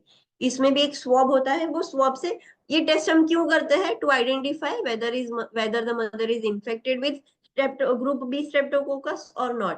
सो एक swab लेंगे, vaginal sample भी ले सकते हो या रेक्टल सैंपल भी ले सकते हो, टू चेक किस ग्रुप बी स्ट्रेप्टोकोकस प्रेजेंट है या नहीं। एंड कब करेंगे? नियरली 36 वीक ऑफ प्रेगनेंसी में हम करते हैं। Approximately 20 to 25% of pregnant individual are colonized by group B streptococcus GBS in vaginal और रेक्टल एरिया। 100 में से 20 to 25% ऐसी होती है कि जिसके वजाइना में ये बैक्टीरिया प्रेजेंट होते हैं, वजाइनल एरिया में और रेक्टल एरिया में। So it is so risky होता है, दैट इज वाई हमारी नेचुरल वजाइनल सिक्रीशन एसिडिक होती है कि वो फीटस को हार्म ना कर पाए। बट अगर वजाइना में अगर जीबीएस बहुत सारा है और नॉर्मल डिलीवरी होगी तो वो बैक्टीरिया बेबी को भी हार्म कर सकते हैं। सो इसीलिए हमें आइडेंटिफाई करना होगा कि मदर के वजाइना में, रेक्टल एरिया में जीबीएस है या नहीं। अंडरस्टूड? यस। ओके। इंटरवेंशंस क्या करोगे? Position the client in स्टीरअप्स। What is that? Client को कौन सी पोजीशन देनी है? स्टीरअप्स में पोजीशन देनी है। So what is this position?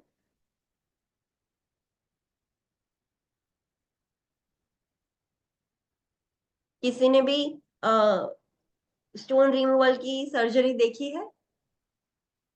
लिथोट्रॉमी जो पोजीशन होती है वो, उसमें कुछ यूज करते हैं। आपने ऐसा देखा है कि बेड होता है, लाइक जो भी मदर है वैसे सो जाएगी एंड लेग्स जो होते हैं मदर के वो किसी से ऐसे बंधे हुए होते हैं, बिकॉज यस। डॉर्सल लिथोटोमी में मदर नीज से बेंड करके पैर खुद ही सपोर्ट करेगी, ऐसे दिस आर द लेग्स, और मदर जो है वो ऐसे बेंड करके खुद से रखेगी। बट ये जो स्टीरअप्स की मदद से क्या है, मदर को ऐसे उसमें होल्ड किया जाता है। अगर मदर लिथोटोमी पोजीशन नहीं रखती तो उसमें वो डिवाइस होता है जिसमें पैर मदर के लॉक किए जाते हैं, सो वो पोजीशन मेंटेन रहे। सो ये पोजीशन देनी होगी मदर को, नॉट डॉर्सल लिथोटोमी। मदर को खुद से ऐसे नीज बेंड करके लिथोटोमी पोजीशन नहीं लेनी है, उसके पैर बांधने पड़ेंगे। सो स्टीरअप्स पोजीशन देनी है। Using the sterile technique swab the vaginal opening. Sterile technique use करनी है और वजाइनल ओपनिंग में से स्वॉब लेना है, सैंपल लेना है। With the different swab the rectal opening also. एक वजाइना का सैंपल ले लिया, दूसरा स्वॉब लो स्टेराइल स्वॉब, और उसमें रेक्टल ओपनिंग में से भी सैंपल ले लो। Laboratory screenings will determine the presence of GBS. फिर लैब में भेज दो वो सैंपल, अगेन उस पर लेबल वेबल सब करके पेशेंट का नाम और सब वो कंटेनर है वो लैब में भेज देना है। वो लोग चेक करेंगे कि वहां पर बैक्टीरिया प्रेजेंट है या नहीं, जीबीएस है या नहीं, वो आइडेंटिफाई करेंगे। Understood? Yes sir. Okay okay, let's take a short break. उसके बाद हम non stress test and contraction stress test देखेंगे। Let's take a short break for 10 minutes.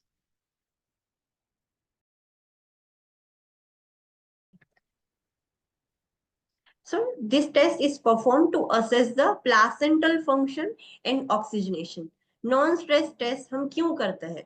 To check कि प्लासेंटा का फंक्शन कैसा है, प्लासेंटा कैसे ब्लड डिलीवर कर रहा है बेबी को, अच्छे से कर रहा है या नहीं, या ऑक्सीजनेशन कैसा है बेबी के अंदर। This test determines fetal wellbeing. अगर ऑक्सीजन ही अच्छा नहीं मिलेगा तो बेबी हेल्दी रहेगा नहीं रहेगा। सो ये टेस्ट से इनडायरेक्टली हमें फीटल वेलबींग पता चलती है। The test evaluates the fetal heart rate, response to fetal movement. fetal की heart rate कैसी है? fetal movement कर रहा है, like हमें पता है कि हम जब रनिंग करते हैं, वॉकिंग करते हैं तो हमारी हार्ट रेट इंक्रीज हो जाती है। क्यों? बिकॉज हमने मूवमेंट की, हमारी बॉडी की ऑक्सीजन की डिमांड इंक्रीज हुई मूवमेंट करने की वजह से, इसलिए हमारी हार्ट रेट इंक्रीज हो रही है। पर अगर ऑक्सीजन मिलेगा ही नहीं, आपने आपने रनिंग किया, वॉकिंग किया, स्टेयर्स क्लाइंब किए, बट आपकी ऑक्सीजन की डिमांड इंक्रीज हो गई but there is no oxygen, so आपकी हार्ट रेट इंक्रीज तो हो रही है बट आपको हाइपोक्सीमिया भी होगा। सो वो ये जो नॉन स्ट्रेस टेस्ट है वो फीटल हार्ट रेट मॉनिटर करता है in response to fetal movement. Fetal movement हो रही है तो फीटल की हार्ट रेट कैसी है वो चेक करता है।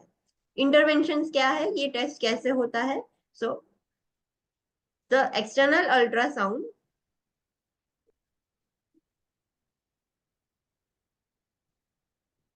an external ultrasound transducer and tocodynamometer are applied to the client. You can see here, यहाँ पर इमेज में आपको दिखेगा, this is the image of tocodynamometer. यहाँ पर एक मदर को ऐसे बैचेस पूरा बेल्ट पहना है, बेल्ट के नीचे यू कैन सी हियर कि यहाँ पर दो डिवाइस है, एक डिवाइस एंड ये दूसरा डिवाइस। ये दोनों डिवाइस एक मॉनिटर से कनेक्टेड होते हैं। ये डिवाइस से फीटल हार्ट रेट पता चलती है एंड साथ में अलोंग विद दैट यूएसजी भी करते हैं। यूएसजी के साथ साथ भी करा जा सकता है, और अदरवाइज सिंपली इतना ही होता है और सिर्फ करते हैं, यूएसजी नहीं करते हैं। और यू कैन सी हियर कि मदर के हाथ में कुछ है रिमोट जैसा कि मदर प्रेस करें। सो ये सिटिंग पोजीशन, साइडलाइन पोजीशन, कौन सी भी पोजीशन में किया जा सकता है। नाउ लेट्स स्टडी कि व्हाट इज दिस। ये टोकोडायनोमीटर है। is applied to the client and a tracing of at least 20 minutes. 20 minutes का ट्रेसिंग होता है उसमें. ईसीजी में कैसे ऐसे ट्रेसिंग दिखता है वैसा ट्रेसिंग होता है. 20 मिनट ड्यूरेशन का is obtain so that FHR and uterine activity can be observe. यहाँ पर आपने देखा कि ये दो प्रोब्स है. सो दो प्रोब्स किसके लिए था? एक प्रोब फीटल हार्ट रेट के लिए और ये दूसरा प्रोब है वो यूट्राइन कॉन्ट्रेक्शंस देखेगा कि यूट्राइन कॉन्ट्रेक्शंस भी कैसे आ रहे हैं. So that's why there are two probes applied to the mother. Baseline blood pressure is obtained and the blood pressure is monitored frequently. Mother का ब्लड प्रेशर ले लेंगे बेसलाइन और फ्रीक्वेंटली फिर मदर का ब्लड प्रेशर चेक करते रहेंगे. The client is placed in lateral position to avoid vena cava compression. Yes, अगर later pregnancy है 5 मंथ 20 वीक्स के बाद की है, 5 मंथ्स के बाद की है, तो ऑब्वियसली हम सुपाइन पोजीशन नहीं दे सकते. ऐसी मदर को सीटिंग पोजीशन या फिर लेफ्ट लेटरल ही दी जाती है. सुपाइन पोजीशन में ये टेस्ट नहीं कर सकते हम. The client may be asked to press the button every time the client feels the fetal moment. यहाँ पर आपने देखा कि मदर के पास कुछ है बटन जैसा, तो जब भी मदर को ऐसे मोमेंट फील होगी मदर बटन प्रेस करेगी. सो जैसे ही मदर ने बटन प्रेस किया देयर विल बी मॉनिटरिंग कि मोमेंट पर फीटस की हार्ट रेट कैसी हुई. मदर को मोमेंट फील हुई कि फीटस मूव कर रहा है तो उसने बटन दबा दिया, तो तभी उसी वक्त ये जो मॉनिटर है टोकोडायनामोमीटर है वो फीटल की हार्ट रेट कितनी है, यूट्रस के कॉन्ट्रैक्शंस कितने हैं, वो डायरेक्टली डिवाइस में से ऐसी स्ट्रिप्स निकलेगी और मॉनिटर करेगा. mother is asked, okay, the monitor records at the mark at each point of fetal moment which is used as a reference point to assess the FHR response. जैसे ही mother ने press किया button वैसे ही तुरंत वो device ने record कर लिया कि अभी राइट नाउ फीटस की हार्ट रेट कितनी है. तो हम रेफरेंस निकाल सकते हैं कि जब भी फीटस मूव करता है उसकी हार्ट रेट कैसी होती है, तो वो पता चलता है. Understood about the test? कैसे होगा टेस्ट पता चल गया? Yes ma'am. यस और नो? हाँ, फिर अभी वो तो आइडेंटिफाई करना होगा ना कि टेस्ट पॉजिटिव है नेगेटिव है क्या है, तो वो भी तो आइडेंटिफाई करना होता है. तो उसके रिजल्ट्स कैसे होते हैं? तो मेक श्योर एग्जाम में ऐसा कुछ भी वर्ड आ सकता है. एग्जाम में ऐसा भी लिखा हो सकता है कि the non stress test is reactive, the non stress test is normal, the non stress test is negative. ये तीनों में से कोई भी वर्ड लिखा होगा, तीनों का मतलब सेम होता है कि बेबी इज कंप्लीटली हेल्दी. अगर रिएक्टिव लिखा हो तो भी हेल्दी, नॉर्मल लिखा हो तो भी हेल्दी, नेगेटिव लिखा हो नॉन स्ट्रेस टेस्ट नेगेटिव है तब भी उसका मतलब हेल्दी ही होता है. Reactive indicates a healthy fetus. Understood? ये तीनों का मतलब सेम होगा. सो रिमेंबर दिस थिंग, तीनों में से कोई भी वर्ड एग्जाम में लिखा हुआ होगा. So reactive indicates healthy foetus.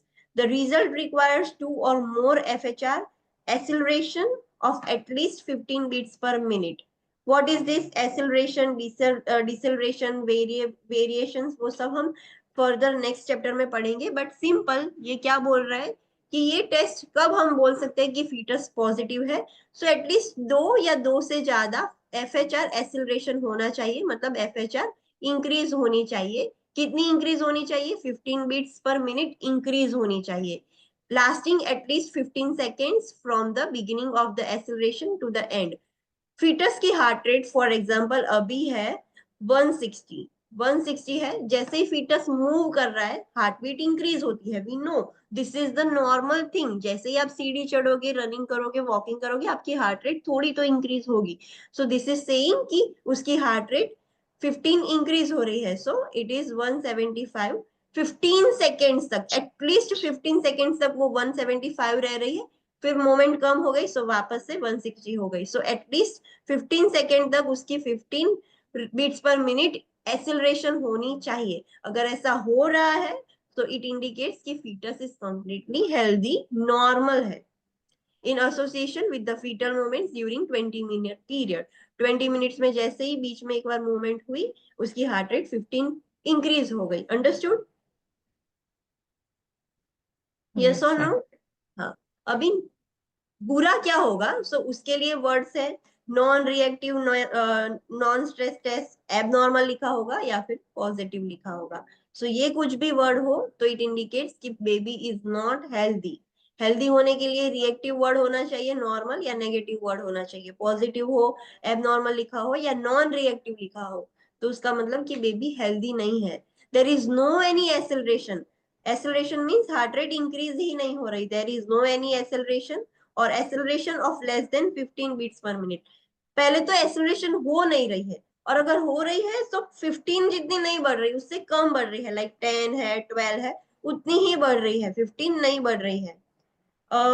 और less than 15 beats per minute or lasting less than 50 seconds in a duration occurs a 40-minute observation। आपने ये किस देखा आपने, तो एवरी 20 मिनट्स में बेबी मूव कर रहा था, जैसे ही मूव कर रहा था एटलीस्ट 15 तो बढ़ रही थी, 15 से ज्यादा भी हो सकती है बट 15 तो हो ही रही थी, और वो भी 15 सेकेंड्स तक वो बढ़ी ही रहती थी। बट कब हम बोलेंगे कि बेबी हेल्दी नहीं है? आपने 40 मिनट तक ऑब्जर्व किया, बेबी ने मूवमेंट भी की, पर उसकी हार्ट रेट 15 से भी कम है, और 15 सेकेंड तक भी बढ़ी हुई नहीं रहती, बढ़ती है फिर तुरंत ही कम हो जाती है। सो इट इंडिकेट्स कि baby is not healthy. Normal चलने की वजह से हार्ट रेट बढ़नी चाहिए, बट उसकी बढ़ ही नहीं रही है उतनी। So baby is not healthy, healthy foetus नहीं है, there is a certain problem. और next result is unsatisfactory. Unsatisfactory लिखा हो तो उसका मतलब कि आपने जो भी टेस्ट किया वो अच्छे से किया नहीं था। The result can not B interpreted because of poor quality of FHR tracing, या फिर मशीन बिगड़ा हुआ था, या फिर मदर ने जब मोमेंट फील की, फिर मोमेंट खत्म हो गई, फिर प्रेस किया, उसका मतलब अच्छे से मॉनिटरिंग ही नहीं हुआ, इंटरप्रिटेशन ही नहीं हुआ। तो आप कैसे जजमेंट लगाओगे कि वेदर फीटस इज हेल्दी और unhealthy? So this result is unsatisfactory result. कुछ गलती हो गई है, मशीन बगड़ा हुआ है, या मदर ने टाइम गलत कर दिया दबाने में, या कुछ प्रॉब्लम हुआ, तो रिजल्ट अच्छे से इंटरप्रेट ही नहीं हुआ। Understood about non stress test? Yes. Yes और no? Okay, I will ask you tomorrow. ये रिजल्ट खास याद रखना, रिजल्ट ऐसे लिखा हुआ होगा आपको, normal a mother has undergone non-stress test and the results are negative. So what does it indicate? The baby is fine. Mother का non-stress test किया and the non-stress test is reactive. So it also indicates mother, the baby is healthy. So ये words याद रखने हैं। Okay. Next test. Next test is contraction test. Contraction stress test ये non stress है, stress नहीं दिया जा रहा, और इसमें स्ट्रेस दिया जाएगा इन टर्म्स ऑफ कॉन्ट्रेक्शंस। यहाँ पर मदर को कॉन्ट्रेक्शन हो रहे हैं, नॉन स्ट्रेस टेस्ट में कॉन्ट्रेक्शन हो रहे हैं मदर को, हम सिर्फ फीटस की मूवमेंट चेक कर रहे हैं। So it is non stress. दूसरा है वो स्ट्रेस वाला है, और क्या स्ट्रेस दे रहे हो मदर को? कॉन्ट्रेक्शन आप दे रहे हो मदर को, so that is contraction stress test. उसको स्टडी करने से पहले let's see the image. Can you see here? यहाँ पर एक इमेज है, हमने देखा था, आगे स्टडी किया था बायोफिजिकल प्रोफाइल में, कि आप USG के साथ साथ EFM लगाते हो। So this is the external fetal heart rate monitor.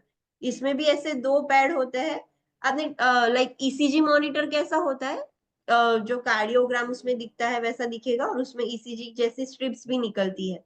सो ये एक्सटर्नल फीटल मॉनिटर है, इसमें भी दो पैड्स होते हैं, एक पैड दूसरा पैड। एक पैड कॉन्ट्रेक्शन सेंस करेगा कि कितने कॉन्ट्रेक्शन है, और दूसरा ये जो पैड है वो फीटस की हार्ट रेट सेंस करेगा, फीटस की हार्ट रेट कैसी है, और दोनों ये डिवाइस से कनेक्टेड हो गए, और उसमें से कंटिन्यूअसली ऐसे स्ट्रिप्स निकलती जाएगी कि क्या है। सो दिस इज EFM, ये EFM है।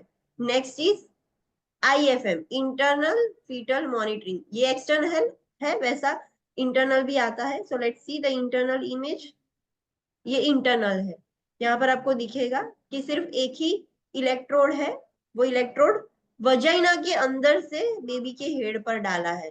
सो ये उससे फीटल की हार्ट रेट पता चलेगी एंड कॉन्ट्रेक्शंस भी पता चलता है। So this is internal fetal monitoring, जिसमें वजाइना से आप प्रोब अंदर डालते हो और फीटस के हेड पर चिपकाते हो, और उसमें अंदर नहीं डाला है। So that's why that is external fetal monitoring. Understood? Yes or no? Yes, हाँ, ma'am. okay. So let's study about contraction stress test. इसमें क्या होता है? So the description. The test assesses the placental oxygenation and function. जो उसमें था यही है उसमें। डिफरेंस क्या है that मैं बताती हूँ आपको। The test determines fetal ability to tolerate the labor and determines the fetal well-being. इसमें हम फीटल की हार्ट रेट चेक करते थे with the reference of fetal movement. इसमें हम क्या चेक कर रहे हैं कि जब भी लेबर होगा कॉन्ट्रेक्शन होता है, एक चीज याद रखो, जब भी कॉन्ट्रेक्शन होता है, यूट्रस कॉन्ट्रैक्ट होता है, तो उतनी देर तक के लिए प्लासेंटा में कोई ब्लड फ्लो नहीं जाता है। दिस इज यूट्रस, ये यूट्रस है, यहाँ पर प्लासेंटा है, चलो। तो जब भी यूट्रस कॉन्ट्रैक्ट होता है, मदर में से यहाँ पर कोई भी ब्लड नहीं जाएगा। बेबी को ब्लड कहाँ से मिलेगा? जो प्लासेंटा में स्टोर्ड ब्लड है, टेम्पररी, वहां से ही ब्लड मिलता है। कॉन्ट्रेक्शन के वक्त मदर में से कोई ब्लड नहीं जाएगा। फिर यूट्रस जैसे रिलैक्स होता है, कंटिन्यूअस कॉन्ट्रेक्शन नहीं होते, कॉन्ट्रैक्ट होता है, रिलैक्स होता है, कॉन्ट्रैक्ट होता है, रिलैक्स होता है। तो जब रिलैक्स होगा तब मदर में से जो ब्लड है वो प्लासेंटा में चला जाएगा। सो ये हमें चेक करना है कि जब भी लेबर हो रहा है, लेबर हो रहा है उसका मतलब कॉन्ट्रेक्शन है, तो फीटस कितना टॉलरेट कर पा रहा है वो लेबर को। अगर प्लासेंटा में ऑक्सीजन होगा ही नहीं और लेबर चल रहा है, तो बेबी को ऑक्सीजन कहाँ से मिलेगा? सो कॉन्ट्रेक्शन स्ट्रेस टेस्ट से आपको पता चलेगा कि जो बेबी है उसकी कितनी कैपेसिटी है कि वो टॉलरेट कर सके लेबर को, और फीटस हेल्दी है नहीं वो पता चल सके। Fetus is expose to stress of contraction, उसको स्ट्रेस दिया जाता है, कॉन्ट्रेक्शन का स्ट्रेस दिया जाता है to assess the adequacy of placental perfusion under stimulation of labour conditions. Because हमें पता है कि जब कॉन्ट्रेक्शन होंगे तब प्लासेंटा में जितना ब्लड होता है वो ही वो देता है, डिलीवर करता है, एक्स्ट्रा ब्लड नहीं होगा। सो प्लासेंटा की कितनी कैपेसिटी है कि जब भी लेबर हो, कॉन्ट्रेक्शन हो, तो वो परफ्यूजन पहुंचाता रहे बेबी को।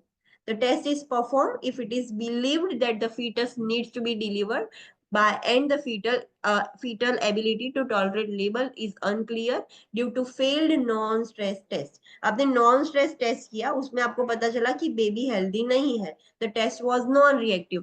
तो फिर आपको ये टेस्ट करना पड़ेगा, कॉन्ट्रेक्शन स्ट्रेस टेस्ट, कि आपको पता चले कि अगर नॉर्मल लेबर हो गया तो बेबी की अभी भी स्ट्रेस के बिना ही उसकी हार्ट रेट इंक्रीज नहीं हो रही है, देयर इज अ प्रॉब्लम। तो जब लेबर होगा, कॉन्ट्रेक्शन होगा, तो बेबी हेल्दी होगा, बेबी अच्छे से डिलीवर होगा या नहीं, वो आपको आइडेंटिफाई करना है। तो तब उस वक्त आप कॉन्ट्रेक्शन स्ट्रेस टेस्ट करते हो। Understood about the description? Yes और नो? कि कुछ डाउट है? Yes, ओके, नाउ इंटरवेंशंस की कैसे किया जाता है। So external fetal monitor is applied like this, ये एक्सटर्नल फीटल मॉनिटर है वो अप्लाई किया जाता है क्लाइंट पर, and a 20 to 30 minutes baseline strip is recorded. यहाँ से स्ट्रिप्स रिकॉर्ड होती रहेगी, एवरी 20 to 30 मिनट्स की बेसलाइन स्ट्रिप्स उसमें से रिकॉर्ड होती रहती है automatic. The uterus is stimulated to contract by the administration of a dilute dose of oxytocin or by having the client using nipple stimulation until 3 palpable contractions with the duration of 40 seconds or more in a 10-minute period have been achieved. इसमें mother की consent भी लेनी होती है, it is invasive procedure. यहाँ पर ivy डालकर oxygen drip, oxytocin drip चालू की जाती है और डाइल्यूटेड होती है। अगर diluted oxytocin already diluted form में दिया जाता है, बट इसमें थोड़ी और डाइल्यूटेड होगी। अगर रेगुलर डिलीवरी वाला ऑक्सीटोसिन दे दोगे तो डिलीवरी ही हो जाएगी। सो बहुत ज्यादा डाइल्यूट ऑक्सीटोसिन दिया जाता है मदर को। ऑक्सीटोसिन दोगे तो कॉन्ट्रेक्शन स्टार्ट हो जाएंगे, सो वो कॉन्ट्रेक्शन पर बेबी कैसा है वो देखा जाता है। तो एक दो चीज कर सकते हो, या तो आप ऑक्सीटोसिन दे के कॉन्ट्रेक्शन स्टिम्युलेट कर सकते हो, या फिर निप्पल स्टिम्युलेशन से। अगर आप निप्पल स्टिम्युलेट करते हो मदर की, तो उसकी वजह से भी ऑक्सीटोसिन बॉडी में रिलीज होता है। क्यों ऑक्सीटोसिन रिलीज होता है? बिकॉज ब्रेस्ट को कॉन्ट्रैक्ट होना होता है और मिल्क मदर के ब्रेस्ट में से निकले, इसके लिए। सो अगेन ऑक्सीटोसिन रिलीज होगा तो यूट्रस पर भी कॉन्ट्रैक्शन होंगे। सो आप दो चीज कर सकते हो, या तो ऑक्सीटोसिन ड्रिप दे सकते हो या फिर निप्पल स्टिम्युलेशन कर सकते हो। कब तक करना है आपको ये ऑक्सीजन ड्रिप, कब तक ऑक्सीटोसिन ड्रिप कब तक देनी है, निप्पल स्टिम्युलेशन कब तक करना है? जब तक कि आप फील नहीं कर सकते कि 3 बार कॉन्ट्रैक्शंस हुए हैं और तीनों के तीन कॉन्ट्रैक्शंस आप पाल्पेट कर सको, उतने स्ट्रॉन्ग कॉन्ट्रैक्शंस होने चाहिए। बहुत वीक होंगे तो भी कोई काम का नहीं है। सो इतने स्ट्रॉन्ग कॉन्ट्रैक्शंस है कि आप ऐसे एब्डोमेन पर फील कर रहे हो तो आपको फील हो रहे हैं, एटलीस्ट 3 कॉन्ट्रैक्शंस आपको फील हो रहे हैं। सो जब तक आपको 3 कॉन्ट्रैक्शंस नहीं मिल जाते तब तक आपको देना है। और वो कॉन्ट्रैक्शंस कितनी देर तक चलने चाहिए? 40 सेकेंड्स तक तो वो चलने चाहिए। लाइक ऐसा नहीं कि कॉन्ट्रैक्शन आया 15 सेकेंड तक आया फिर चला गया, ऐसा नहीं। 40 सेकेंड्स तो वो कॉन्ट्रैक्शंस चलने चाहिए, ऐसे कॉन्ट्रैक्शंस होने चाहिए। और 10 मिनट पीरियड्स में होना चाहिए, लाइक 10 मिनट के अंदर 3 कॉन्ट्रेक्शन आ जाने चाहिए। ऐसा ना हो कि पहला कॉन्ट्रेक्शन आया फिर दूसरा कॉन्ट्रेक्शन बहुत लेट आया, ऐसा नहीं। 10 मिनट के अंदर अंदर 3 कॉन्ट्रेक्शन आने चाहिए और वो भी 40 सेकेंड तक एक कॉन्ट्रेक्शन चलना चाहिए। ये अगर आपको अचीव हो जाता है सो दिस इज गुड। और तब जब आप ये सब कर रहे होते हो तब वो ईएफएम ऑलरेडी फीटस की हार्ट रेट मॉनिटर कर रहा था। Understood this point? पता चला ये पॉइंट में? Yes ma'am. हाँ। Frequent blood pressure reading are done and the client is monitored closely while increasing doses of oxytocin are given. Yes, mother में भी, मदर को भी बीपी कफ बांध के उसका भी ब्लड प्रेशर मॉनिटर किया जाता है। बेबी तो ऑलरेडी ईएफएम से मॉनिटर हो रहा है, आपने ऑक्सीटोसिन चालू किया बट आपको 3 कॉन्ट्रेक्शंस मिल ही नहीं रहे या फिर हो रहे तो बहुत कम हो रहे, तो obviously the doctor will increase the dose. So dose increase कर रहे हो तो आपको मॉनिटर भी करते रहना पड़ेगा। सो जैसे जैसे आप डोज इंक्रीज कर रहे हो आपको बहुत क्लोजली मॉनिटर करना होगा। ज्यादा इंक्रीज हो जाएगा तो भी प्रॉब्लम है। सो बहुत ध्यान से करना पड़ता है ये टेस्ट। अब क्लोजली मॉनिटर करना पड़ेगा मदर को और फीटस को जब आप ऑक्सीटोसिन का डोज इंक्रीज कर रहे होते हो। So this is how the test is perform. अभी उसके रिजल्ट स्टडी करते हैं कि कैसे रिजल्ट को आप हेल्दी बोलते हो, अनहेल्दी बोलोगे या क्या होगा।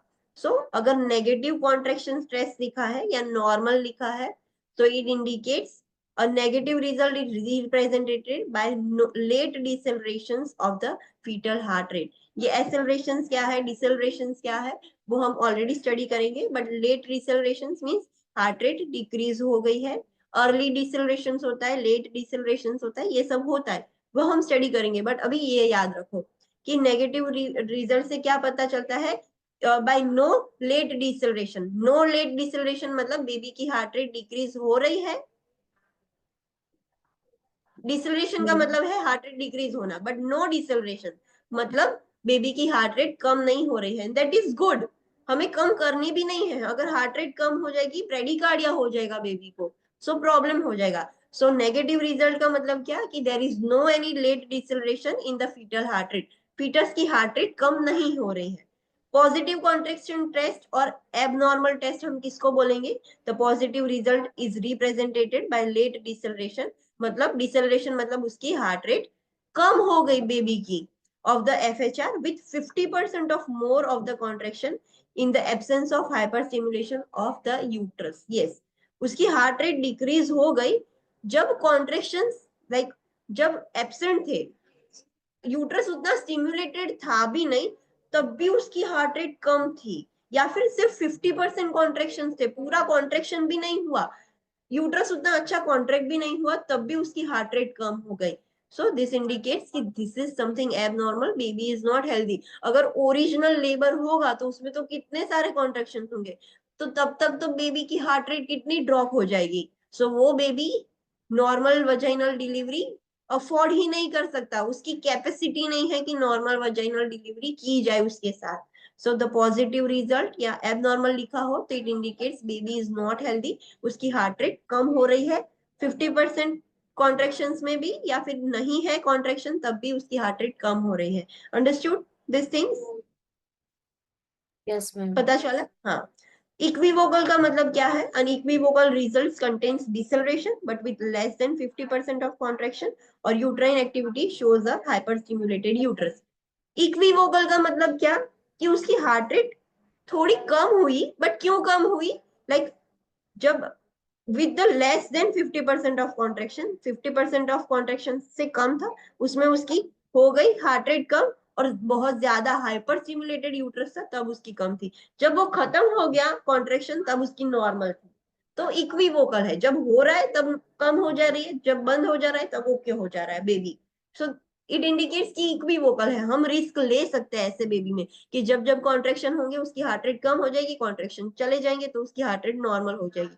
तो इक्विवोकल रिजल्ट आए तब वो डॉक्टर रिस्क ले सकते हैं कि हाँ चलो एक बार रिस्क लेके देखो कि बेबी डिलीवर हो रहा है या नहीं, ऐसा किया जा सकता है इन इक्विवोकल। अनसेटिस्फैक्टरी मतलब unsatisfactory result means the adequate uterine contraction can not be achieved. बहुत ट्राई कर लिया बट उतने अच्छे कॉन्ट्रैक्शंस ही नहीं आए, तो टेस्ट करोगे कैसे? जब तक कॉन्ट्रैक्शन ही नहीं हो रहे मदर को टेस्ट कैसे करोगे, रिजल्ट कैसे निकालोगे? सो या तो यूट्राइन कॉन्ट्रैक्शन अच्छे से नहीं आए या फिर एफएचआर ट्रेसिंग में प्रॉब्लम हो रहा है, ये जो मशीन है वो अच्छे से FHR ट्रेस नहीं कर पा रहा है, उसकी क्वालिटी अच्छी नहीं है, कुछ प्रॉब्लम हुआ है, तो रिजल्ट ये जो आपने टेस्ट किया वो फेल हो गया, टेस्ट ही पता नहीं चला, अच्छे से हुआ ही नहीं, so there will be unsatisfactory result. Understood about stress test and contraction stress test? Yes ma'am. हाँ, ये टेस्ट इंपॉर्टेंट है, आपको इस पर से भी क्वेश्चन आएंगे, इसके रिजल्ट पर से, इसके इंटरवेंशंस पर से आपको कॉन्ट्रैक्शंस आ सकते हैं, so this two type of test are so important. तो ये टेस्ट आपको पता होना चाहिए कि दोनों टेस्ट क्यों किए जाते हैं, व्हाट आर द रिजल्ट, क्या डिफरेंस है, नॉन स्ट्रेस टेस्ट में क्या करते हो सिर्फ आप,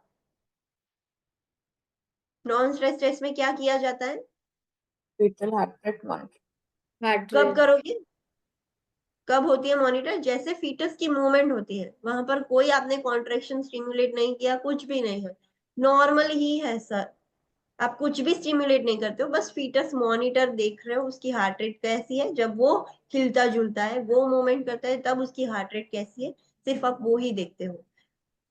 कॉन्ट्रैक्शन स्ट्रेस टेस्ट में आपको देखना है, नॉन स्ट्रेस अच्छा नहीं आया, नेगेटिव नहीं था, वो पॉजिटिव था, वो एबनॉर्मल था, वो नॉन रिएक्टिव था, तो आपको अभी कॉन्ट्रैक्शन स्ट्रेस टेस्ट करना होगा कि चलो बेबी, आपको इसमें पता चल रहा है कि बेबी हेल्दी नहीं है, उसकी हार्ट रेट बढ़ ही नहीं रही है, तो जब डिलीवरी होगी, नेचुरल डिलीवरी, वजाइनल डिलीवरी होगी, तो कॉन्ट्रैक्शंस होंगे, तो वो बेबी वो कॉन्ट्रैक्शन सफर टॉलरेट कर पाएगा कि नहीं, उसके लिए आपने ये कॉन्ट्रैक्शन स्ट्रेस टेस्ट किया।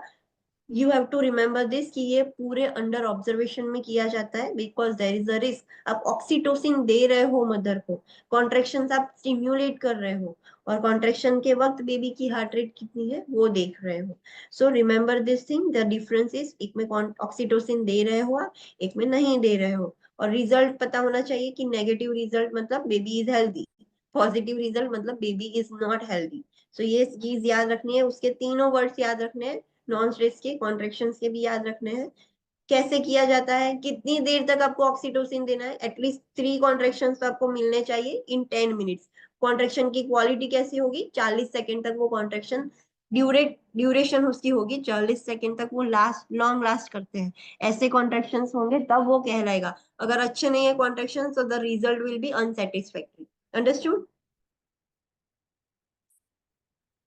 Yes ma'am. यस और नो? हाँ, so remember this thing. Next is related to nutrition, ये सारे डायग्नोस्टिक टेस्ट अभी खत्म हो गए, सारे हमने पढ़ लिए, कॉन्ट्रैक्शन स्ट्रेस तक का लास्ट था, अभी न्यूट्रिशन के बारे में पढ़ते हैं कि ड्यूरिंग प्रेगनेंसी कैसा न्यूट्रिशन होगा, क्या होता है वो सब। So general guidelines for health and nutritional information for breast feeding and pregnant individual are located at the US department of agriculture, choose my plate website, ये वेबसाइट पर दिया गया है।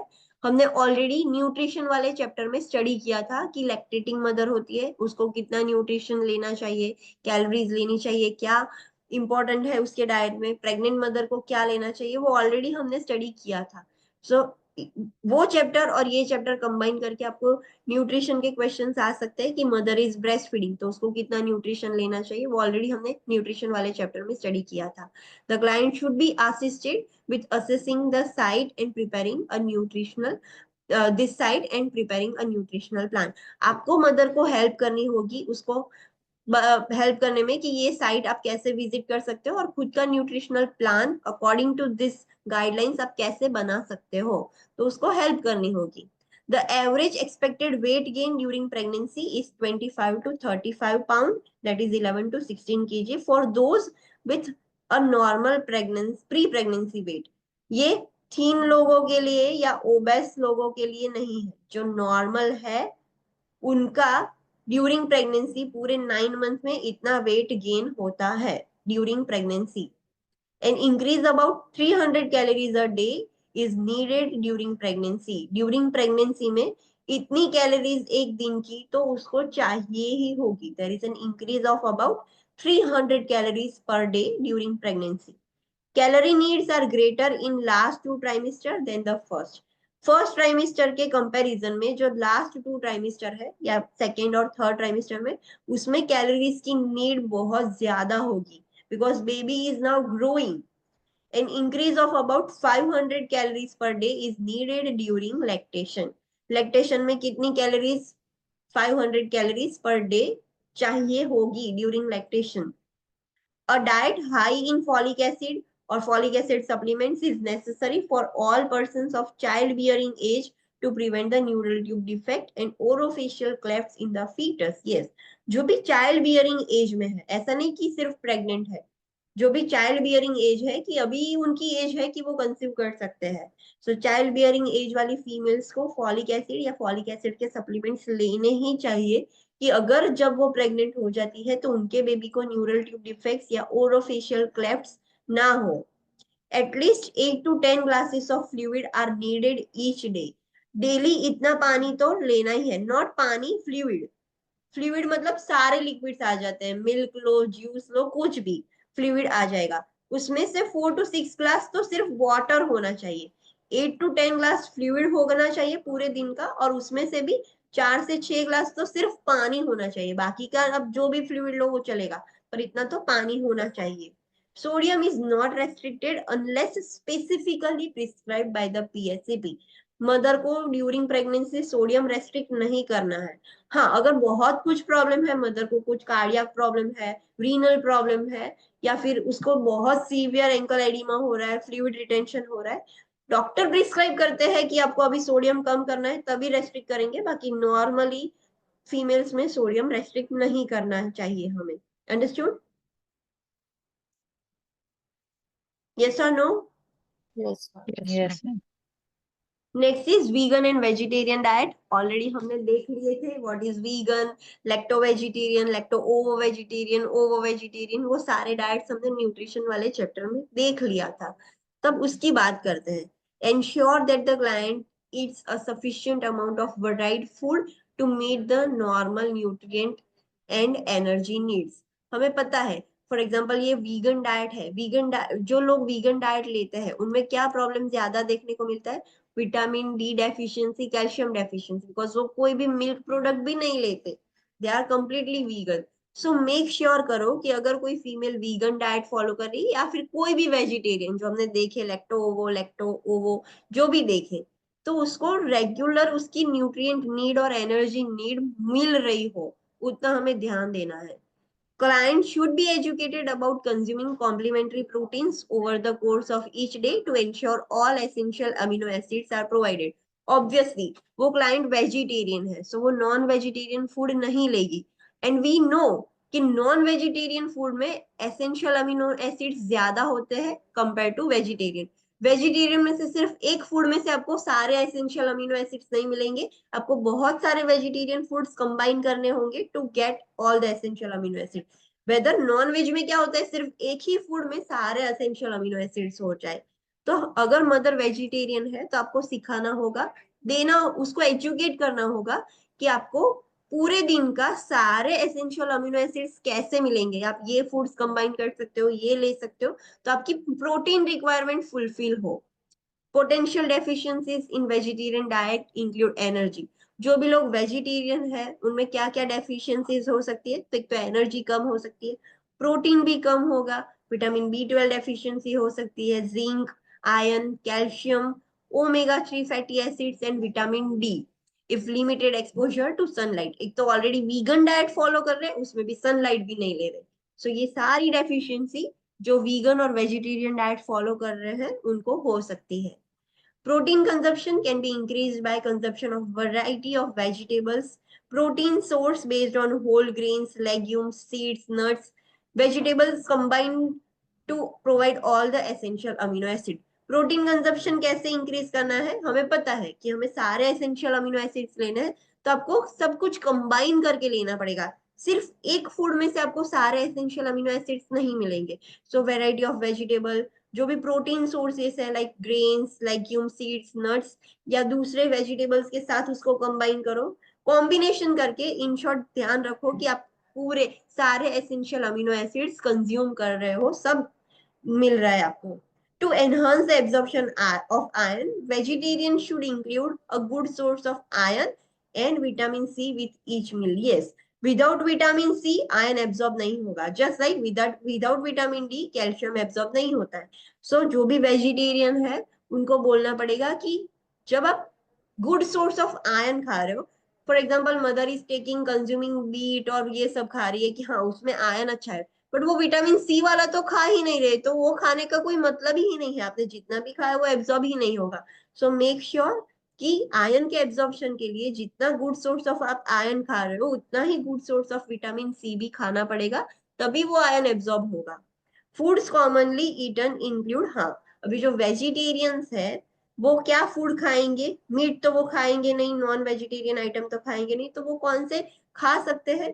सो tofu, टेम्फे।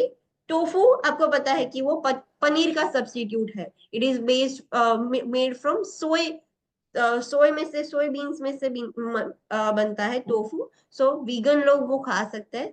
So just like tofu, टेम्फे होता है another paneer का substitute ही है, वो भी सोय में से ही बनता है।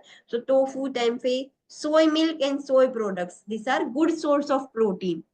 मीट एनालॉग, मीट एनालॉग मतलब कि मीट का सब्स्टिट्यूट, आपको पता है कि ये मीट में से इतना प्रोटीन मिलता है, तो आप दूसरा क्या ले सकते हो? सो आपको पता होगा कि सोया चंक्स आते हैं, so there are different types of meat analogue जिसमें प्रोटीन ज्यादा होता है। तो मीट की जगह पर मीट के जितना जो भी आपको प्रोटीन दे सके वो लेना पड़ेगा।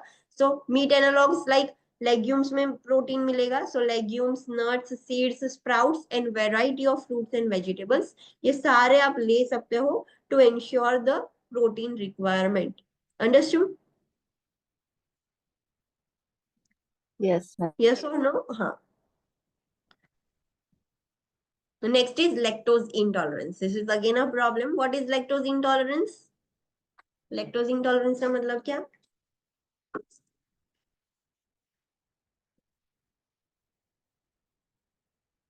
What is lactose intolerance?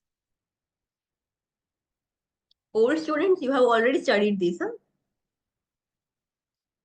Mother cannot tolerate the lactose. So कौन सी चीजें नहीं खा पाएगी mother? Dairy product. Dairy products, yes. Curd. क्यों नहीं खा पाती? बिकॉज मदर के इंटेस्टाइन में, हम कोई भी डेयरी प्रोडक्ट खाते हैं तो हमारे इंटेस्टाइन में एक एंजाइम होता है, द एंजाइम इज लैक्टेज। ये लैक्टेज, हाँ ये एंजाइम होता है, वो क्या करता है, सारी डेयरी प्रोडक्ट्स में लैक्टोज होता है, उसको वो ब्रेक डाउन करता है और इजीली हम उसको पचा सके, डाइजेस्ट कर पाए। पर जो फीमेल्स, जो भी इंडिविजुअल्स ऐसे हैं कि उनकी इंटेस्टाइन में ये एंजाइम ही नहीं है, सो वो जो लैक्टोज खाएंगे डेयरी प्रोडक्ट्स, तो इनटॉलरेंट हो जाएगी, उनकी इंटेस्टाइन उसको टॉलरेट ही नहीं कर पाएगी कि ये क्या आ गया, हम उसको ब्रेक डाउन कैसे करें, और उसकी वजह से उसको कॉन्स्टिपेशन, डायरिया और वो सब होना स्टार्ट हो जाता है। If the mother is lactose intolerance, तो क्या करना पड़ेगा? So lactose consumed by an individual with lactose intolerance can cause abdominal distension, discomfort, nausea, vomiting, cramps and loose stools. अगर कोई फीमेल है जो लैक्टोज इंटॉलरेंस है और उसने गलती से लैक्टोज खा लिया, डेयरी प्रोडक्ट्स खा लिए, तो उसको एब्डोमिनल डिस्टेंशन हो जाएगा, डिस्कम्फर्ट होगा, नोजिया, वॉमिटिंग, क्रैम्प्स, डायरिया, कुछ भी हो सकता है। So client with lactose intolerance need to incorporate sources of calcium other than the dairy products into their dietary patterns regularly. हमें पता है कि dairy products are good sources of calcium, पर ये फीमेल तो लैक्टोज ले ही नहीं पा रही। सो उसको ध्यान रखना पड़ेगा कि अभी अदर देन डेयरी प्रोडक्ट्स वो कौन सी चीजें खा सकती है कि जिसमें से उसको कैल्शियम मिले, बिकॉज ड्यूरिंग प्रेगनेंसी कैल्शियम की तो रिक्वायरमेंट है, बेबी के भी बोन्स बनने हैं, आपके बोन्स में से उसके बोन्स बनेंगे, आपका ही बोन्स का कैल्शियम वॉश ऑफ होके बेबी के कैल्शियम बोन्स की ग्रोथ के लिए हेल्पफुल होगा, तो आपको कैल्शियम की तो रिक्वायरमेंट होगी।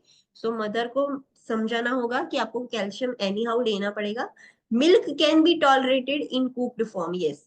मिल्क अगर कुक करके देते हो, आपने देखा होगा कि व्हाइट सॉस पास्ता होता है उसमें मिल्क डालते हैं, बट वो मिल्क कैसा है, कुक किया हुआ है। सो मिल्क को अगर आप कुक करोगे तो उसमें से जो लैक्टोज है वो ऑलरेडी ब्रेक डाउन हो जाएगा। सो ऐसे लोग मिल्क टॉलरेट कर सकते हैं, बट कुक फॉर्म वाला, such as custard, fermented dairy products. मैंने एक एग्जांपल दिया, उसमें भी कुक होता है। कस्टर्ड्स मतलब व्हाट दही। Is custard? Kheer, yes. जो खीर और वो सब होते हैं तो उसमें भी मिल्क आपने देखा होगा कि वो कुक करते हैं, बॉईल करते हैं। सो फर्मेंट किया हुआ हो, कुक किया हो, इन शॉर्ट, तो वो मदर टॉलरेट कर सकती है, वो खा सकती है, उसमें उसको कुछ प्रॉब्लम नहीं होगा। Cheese, yogurt sometimes are tolerated, yes. चीज है तो वो उसमें भी फर्मेंटेशन होकर उसका थोड़ा लैक्टोज ब्रेकडाउन हो गया होगा, योगर्ट फॉर्मेशन में भी थोड़ा लैक्टोज ब्रेकडाउन हो गया होगा। ऐसा नहीं है कि वो ऑलवेज टॉलरेट कर पाएगी, बट समटाइम्स वो टॉलरेट कर पाएगी। अगर उसमें थोड़ा थोड़ा लैक्टेज एंजाइम है तो वो टॉलरेट कर पाएगी, पर उसके इंटेस्टाइन में थोड़े भी लैक्टेज एंजाइम नहीं है तो वो चीज एंड योगर्ट भी टॉलरेट नहीं कर पाएगी। So it depends, sometimes tolerate कर पाती है कुछ फीमेल्स और कुछ नहीं कर पाती। Lactase, it is an enzyme, may be prescribed and is taken before ingesting milk or milk products. अभी चलो फीमेल को कोई और सोर्स ऑफ कैल्शियम मिल नहीं रहा है, उसकी फाइनेंशियल कंडीशन इतनी अच्छी नहीं है, कुछ है प्रॉब्लम, तो अभी उसको कैल्शियम तो देना पड़ेगा। तो समटाइम्स डॉक्टर क्या करते हैं, उसको बोलते हैं कि मिल्क या मिल्क के कोई भी प्रोडक्ट लेने से पहले लैक्टेज एंजाइम ले लो। आपने देखा होगा वो एडवर्टाइजमेंट आती है याकुल्ट की, जो प्रीबायोटिक है, ऐसा आता है, तो ऐसे लैक्टेज एंजाइम आते हैं। तो मदर को बोलना है कि पहले लैक्टेज एंजाइम ले लो, फिर मिल्क या मिल्क प्रोडक्ट खाओ, तो वो इजीली डाइजेस्ट हो जाएगी और आपको लैक्टोज इंटॉलरेंस भी नहीं होगा। सो एक ये ऑप्शन है, ये किया जा सकता है मदर के साथ। फिर दूसरी चीज क्या कर सकते हो, लैक्टेज ट्रीटेड मिल्क और lactose free products are also available commercially. जैसे हम पैकेजिंग देखते हैं अमूल की मिल्क का, सो ऐसे डिफरेंट टाइप ऑफ मिल्क आते हैं, उसमें लिखा होता है कि ये लैक्टेज ट्रीटेड मिल्क है, मतलब ये मिल्क में ऑलरेडी हमने लैक्टेज एंजाइम डाला है, तो आप पियोगे तो there will be no problem, ये डायरेक्टली डाइजेस्ट हो जाएगा बिकॉज मिल्क के अंदर ही लैक्टेज एंजाइम डाला है। सो ऐसे मिल्क आते हैं। दूसरी प्रोडक्ट आती है लैक्टोज फ्री प्रोडक्ट, मतलब जो भी मिल्क प्रोडक्ट है उसमें से लैक्टोज निकाल दिया है। सो ऐसे कॉमर्शियली प्रोडक्ट्स मिलते हैं, तो मदर को बोलना है कि आप ये ऐसी चीजें भी खा सकते हो, आपको तो कैल्शियम की रिक्वायरमेंट है तो वो फुलफिल हो जाएगी। The clients need to have a nutritional consult for guidance as to the required to maintain appropriate nutrition and the foods that needs to be avoided. Example, bone meal may contain some level of lead. Yes, ये सब के लिए आपको mother को nutritional consultation की जरूरत पड़ेगी, dietitian की जरूरत पड़ेगी। वो मदर को समझा सकती है कि कौन से फूड लेने चाहिए, कितने अमाउंट में लेने चाहिए, कितना न्यूट्रिशन लेना चाहिए, कौन से फूड अवॉइड करने चाहिए, ये सब आपको सिखाना पड़ता है, उनको सिखाना पड़ेगा। Bone meal, what is that bone meal? कुछ मदर्स ऐसा करती है during pregnancy, calcium requirement fulfil करने के लिए बोन मील लेते हैं। What is this bone meal? किसी को पता है? Any random guesses?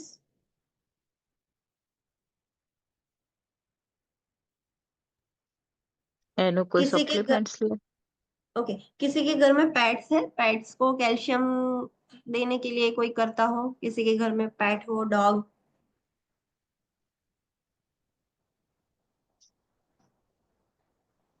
Okay, let me tell you, bone meal क्या होता है।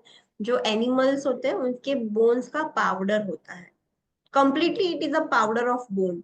सो जो majority of the times pet animals को दिया जाता है बिकॉज उनको भी कैल्शियम की रिक्वायरमेंट होती है, तो उनको कैसे देंगे, तो ऐसे बोन मील का वो पाउडर ही होता है, उनके खाने में मिक्स करके देते हैं।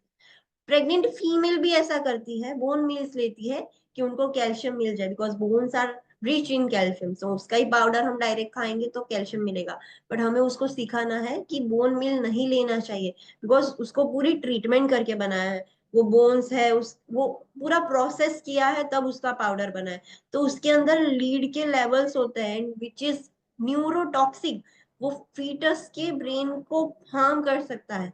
सो मदर को समझाना है कि कैल्शियम के लिए please do not consume the bone meal because उसके अंदर सम लेवल ऑफ लीड्स हो सकते हैं जो हार्मफुल है। Understood what is bone meal? Yes Yes.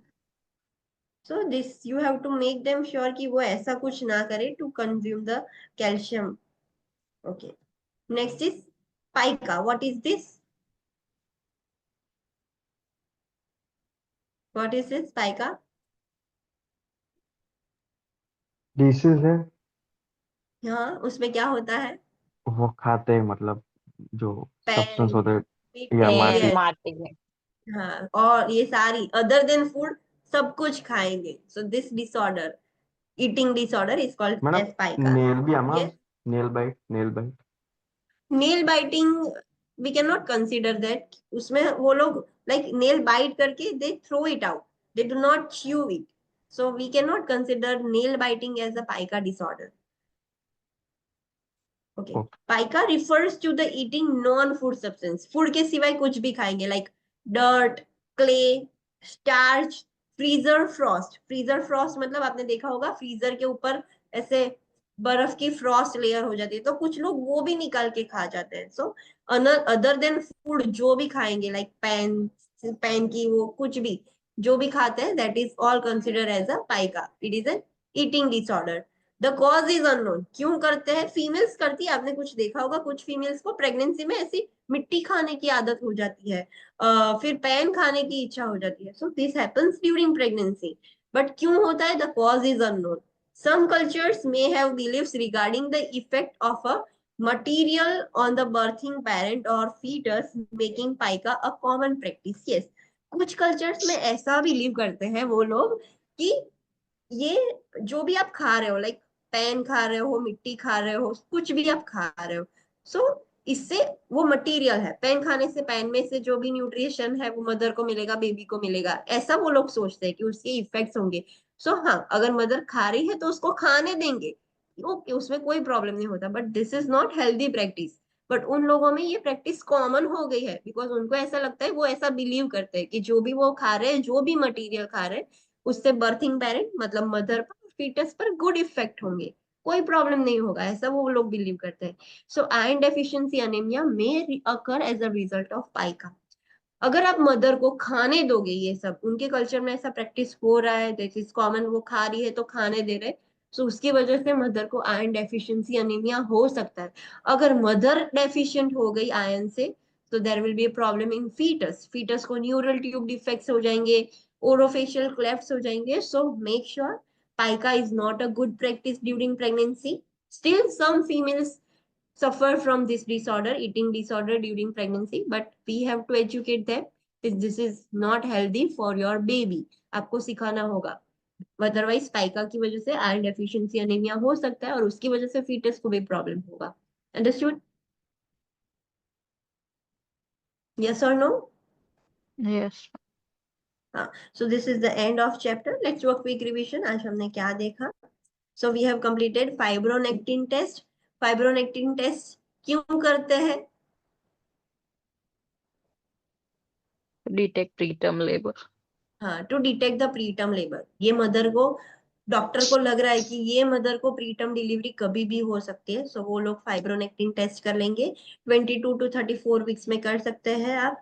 उसमें क्या होता है? एक स्वॉब होता है, वो स्वॉब से सैंपल लेना है वजाइनल सिक्रीशंस का. जो सर्वाइकल सिक्रीशन है उसमें से स्वॉब ले लिया, कंटेनर में डाल के लैब में भेज देंगे वो लोग.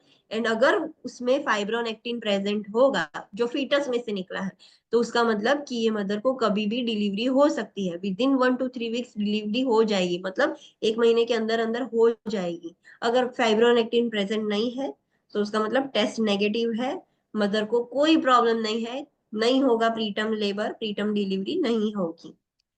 सो 37 वीक से पहले ही करना होता है ऑब्वियसली. 37 वीक पर करोगे एंड अगर उसमें रिस्क आया तो उसमें क्या बात है, 37 तो ऑलरेडी हो गए, सो उसको प्रीटर्म नहीं बोलेंगे. सो 37 वीक से पहले ही करना पड़ेगा. इंटरवेंशन, मदर को लिथोटोमी पोजीशन देना है, स्पेक्यूलम से वजाइना ओपन करना है और पूरा स्वेप सर्विक्स के आगे से निकालना है, सिक्रीशंस कलेक्ट करने हैं उसके, और कंटेनर में डाल के कंटेनर पर लेबल कर देना है, मदर का नेम, उसकी एज क्या है, उसके जेस्टेशन वीक कौन सा चल रहा है अभी, वो सब देख ले लिख के भेज देना है. और लेबोरेटरी में वो लोग टेस्ट करेंगे कि फाइब्रोनेक्टिन है या नहीं. नेक्स्ट हमने group B streptococcus GBS testing देखा था. Majority of female suffer from this GBS. GBS की वजह से अगर जो बेबी की है वो नॉर्मल वजाइनल डिलीवरी होगी तो बेबी को प्रॉब्लम होगा. सो ये जीबीएस का टेस्ट किया जाता है. वजाइना और रेक्टल दोनों में से स्वॉब लिया जाता है टू चेक कि वहां पर ये जो स्ट्रेप्टोकोकस बैक्टीरिया है उसका कोलोनाइजेशन हुआ है या नहीं, बहुत सारी है या नहीं, कोलोनाइजेशन है या नहीं, वो चेक करते हैं. मेजोरिटी ऑफ फीमेल्स, लाइक 100 में से 20 to 25% ऑफ फीमेल्स में कॉलोनाइजेशन देखने को मिलता है. सो दैट्स वाई हमें ये टेस्ट करना पड़ता है. सो इंटरवेंशन क्या है? सो मदर को स्टीरअप्स, मतलब उसके पैर अभी बांध के रखने हैं, वो अपने आप से सिंपली लिथोटोमी पोजीशन नहीं देनी है. उसके पैर ऐसे स्टैंड होते हैं, उसमें लॉक करने होते हैं, या फिर जो भी है आपने देखे होंगे हॉस्पिटल्स में ड्यूरिंग डिलीवरी भी ऐसे स्टेंट्स यूज किए जाते हैं, स्टीरअप पोजीशन, कि लेग्स उसके टाई अप रहे, तो स्टीरअप पोजीशन देनी है। स्टेराइल टेक्निक से एक स्वेब से वजाइनल ओपनिंग से सैंपल लेना है, दूसरे स्वेब से अलग स्वेब से रेक्टल ओपनिंग से सैंपल लेना है, और वो दोनों लेबल करके मदर का नाम और सब लिखकर लेबोरेटरी में भेज देना है। वो लोग चेक करेंगे कि जीबीएस प्रेजेंट है या नहीं, अगर प्रेजेंट है तो mother is infected with this, और नहीं है तो दैट इज गुड थिंग। फिर हमने नॉन स्ट्रेस टेस्ट देखा, कॉन्ट्रेक्शन स्ट्रेस देखा। Tell me non stress test क्या है, चलो what is this, tell me. Foetal movement વખતે ફીટલ હાર્ટ રેટ કેવી રીતે ઇન્ક્રીઝ થાય કે ડિક્રીઝ થાય ઇવેલ્યુએટ કરો. हाँ, foetal movement, foetal heart rate हम चेक कर रहे हैं, फीटल मूवमेंट के साथ फीटल मूव कर रहा है तो हार्ट रेट इंक्रीज हो रही है या नहीं, डिक्रीज तो नहीं होनी चाहिए, इंक्रीज हो रही है या नहीं वो हम चेक करते हैं।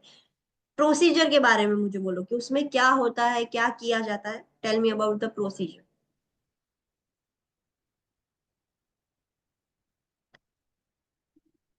चलो tell me about the procedure, क्या डिवाइस यूज करना है, क्या पोजीशन यूज करनी है, मदर को क्या करना है, क्या होता है उसमें, टेल मी दीज थिंग्स। પેશન્ટને સાઇડ લાઇન પોઝિશન આપી દેવાની અને ટોકો ડાયનોમીટર એપ્લાય કરવાનું. એમાં 2 મીટર હશે, એક મધરના કોન્ટ્રાક્શન મેઝર કરશે, દેન સેકન્ડ હશે એફએચઆર મેઝર કરશે, દેન મધરની જોડે એક બટન હશે પ્રેસ કરવાનું, એમાં કોન્ટ્રાક્શન આવશે તો મધર પ્રેસ કરશે અને नॉट ફીટल कॉन्ट्रेक्शन, મુવમેન્ટ कॉन्ट्रेक्शन नहीं, फीटल मूवमेंट फील करेगी तब वो યસ प्रेस સોરી करेगी। ફીટલ हाँ મુવમેન્ટ વખતે પ્રેસ हाँ, કરશે. और એને जब જે भी प्रेस રેકોર્ડ होगा, થશે ત્યારે મેઝર કરવાનું. यस, तो this is how the procedure happens. Mother को टोकोडायनामोमीटर यूज करके, मतलब वो यूज किया जाता है, along with that sometimes USG भी यूज की जाती है, but normally this is enough. उसमें दो प्रोब्स होते हैं, एक फीटल हार्ट रेट मॉनिटर करने के लिए, एक कॉन्ट्रेक्शन मॉनिटर करने के लिए। ये कॉन्ट्रेक्शन बहुत छोटे छोटे होंगे, लाइक ब्रेक्सटन हीट कॉन्ट्रेक्शन कैसे होते हैं, ऐसे छोटे होते हैं, उसमें कुछ प्रॉब्लम नहीं होगा, बट वो मेजर करता है। जैसे ही मदर को फील हुआ कि हाँ बेबी ने मूवमेंट की, मदर के पास एक बटन होगा, मदर तुरंत ही वो बटन प्रेस कर देगी, और उस टाइम पर जो डिवाइस है वो फीटल हार्ट रेट मॉनिटर कर देगा। सो this is how the procedure happens, ऐसे प्रोसीजर होती है। Can you give other position other than lateral sideline के अलावा और कोई पोजीशन दे सकते हो आप? सिटिंग। सिटिंग पोजीशन दे सकते हैं, yes. Can you give supine position? No. No.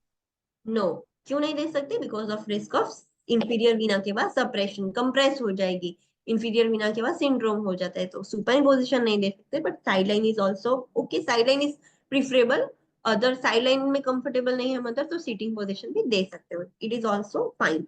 Now tell me about the results, कैसे इंटरप्रीट करोगे रिजल्ट? ફીટલ મુવમેન્ટ થશે તો એનું જે એફએચઆર છે એ 50 બીટ્સ પર મિનિટ ઇન્ક્રીઝ થશે અને 50 સેકન્ડ સુધી રહેશે. हाँ, તો એ and normal. Normal, other words are negative. Reactive. Negative and negative. Reactive. Reactive. Reactive, yes. So अगर रिजल्ट ऐसा लिखा हो कि रिएक्टिव है, नॉर्मल है, नेगेटिव है, उसका मतलब कि बेबी कंप्लीटली हेल्दी है। जैसे ही बेबी ने मूवमेंट की उसकी हार्ट रेट इंक्रीज हुई, you can see the acceleration in the foetal heart rate. कितना हुआ? एटलीस्ट 15 बीट्स पर मिनट तो इंक्रीज हुई, उससे ज्यादा हुई that is also fine, 20 beats per minute हुई तो भी फाइन है, बट 15 से तो बड़ी ही है। और 15 सेकेंड्स तक, एटलीस्ट 15 सेकेंड्स तक वो उसकी हार्ट रेट बढ़ी हुई रही, देन वो डिक्रीज हुई। सो इट इंडिकेट्स कि there is a healthy baby. Moment पर हार्ट रेट सबकी इंक्रीज होती है, बेबी की भी इंक्रीज हो रही है। अनदर रिजल्ट,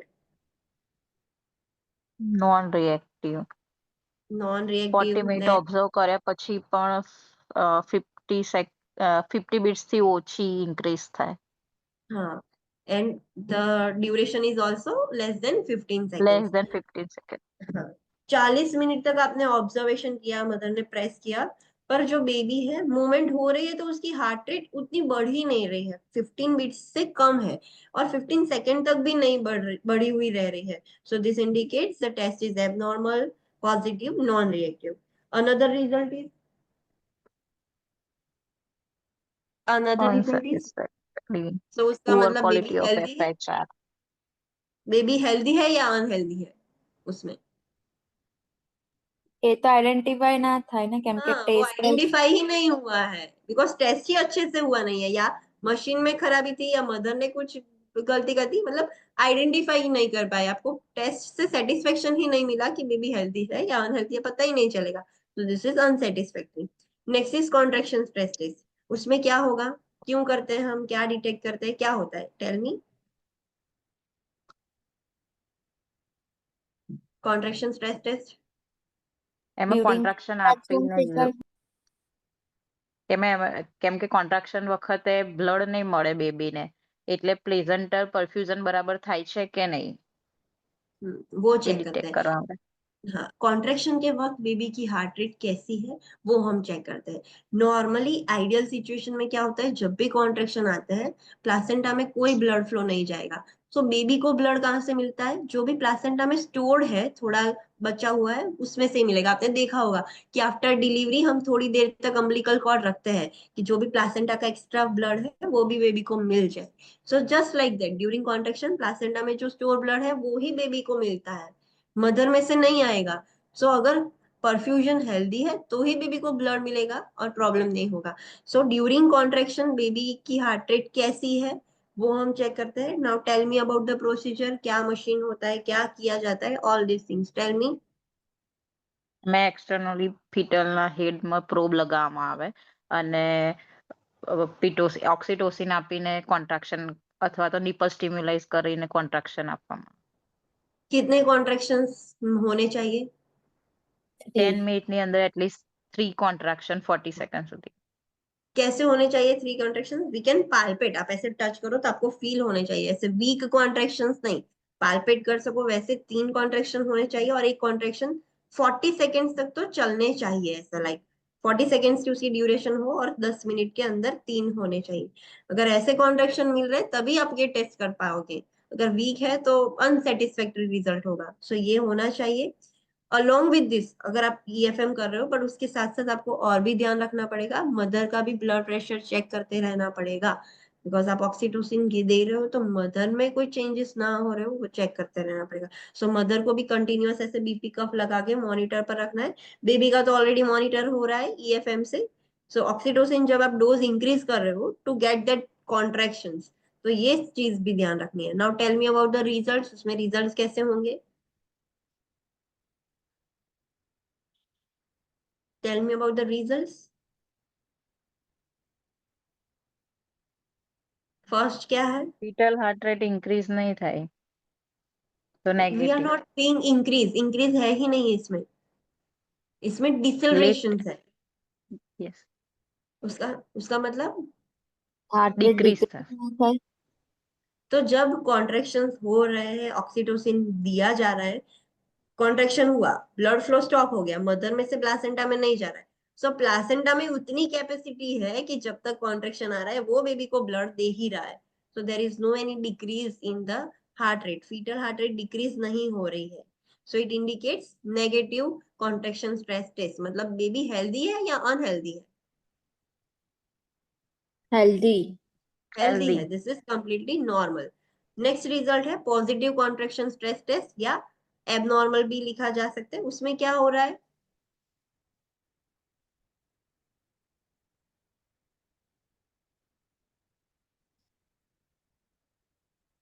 उसमें क्या होगा,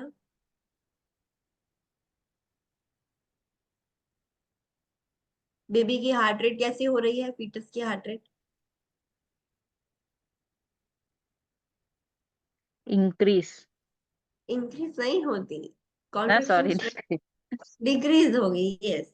तो जब भी आप कॉन्ट्रैक्शन ऑक्सीटोसिन दिया, अभी यूट्रस उतना हाइपर स्टिमुलेटेड है भी नहीं, फिर भी उसकी हार्ट रेट अभी से ही लाइक अभी चलो वो कॉन्ट्रैक्शन पीक पर हो एंड कम हो रही है तो दैट इज फाइन, उतना स्टिमुलेटेड है भी नहीं फिर भी उसकी डिक्रीज हो गई हार्ट रेट। उसका मतलब कि अगर एक्चुअल में नॉर्मल लेबर हो जाएगा, उतना कॉन्ट्रैक्शन आएगा तो ये बेबी क्या करेगा, उसका प्लासेंटा तो उसको ब्लड सप्लाई देना ही बंद कर देगा, तो बेबी क्या करेगा। So this indicates there is a problem. Understood? Contraction આવશે તો મેડમ ઇન્ક્રીઝ નહીં થાય। ઇન્ક્રીઝ થાય બટ બ્લડ ફ્લો સ્ટોપ થઈ જાય છે તો એટલા પીરિયડ માટે એનું બ્રેડિકાર્ડિયા થઈ જાય છે, so that is the problem. બ્રેડીકાર્ડિયા થઈ જશે તો પછી જ્યારે ડિલિવરી કરાવશો તો બ્રેડીકાર્ડિયા એકદમ સિવિયર થઈ જશે તો બેબીની ડેથ થઈ જાય. So this is the problem. We will study कि what is this early acceleration, late acceleration, deceleration, variability, वो सब क्या है हम वो पढ़ेंगे. उस वक्त आपके कॉन्सेप्ट्स क्लियर होंगे कि ये क्या हो रहा है. बट अभी के लिए ये रिमेम्बर करो, जब वो कॉन्सेप्ट स्टडी करोगे तो फिर से ये रीड करना, तब तो आपको इजीली पता चलेगा. जब मैं ये पढ़ाऊँ आपको what is acceleration, deceleration, early, late, तो फिर से ये non stress and contraction stress read करना, तो आप एक दूसरों के साथ रिलेट कर पाओ. तो जब उतना हाइपर स्टिमुलेटेड है भी नहीं फिर भी उसकी हार्ट रेट कम हो रही है तो this indicates something is abnormal. Next result is equivocal. उसमें क्या होता है?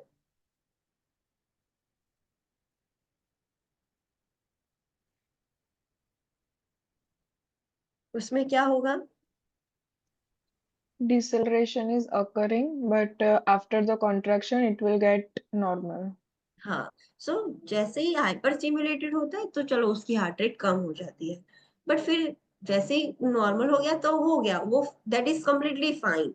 So this is the equivocal. And unsatisfactory में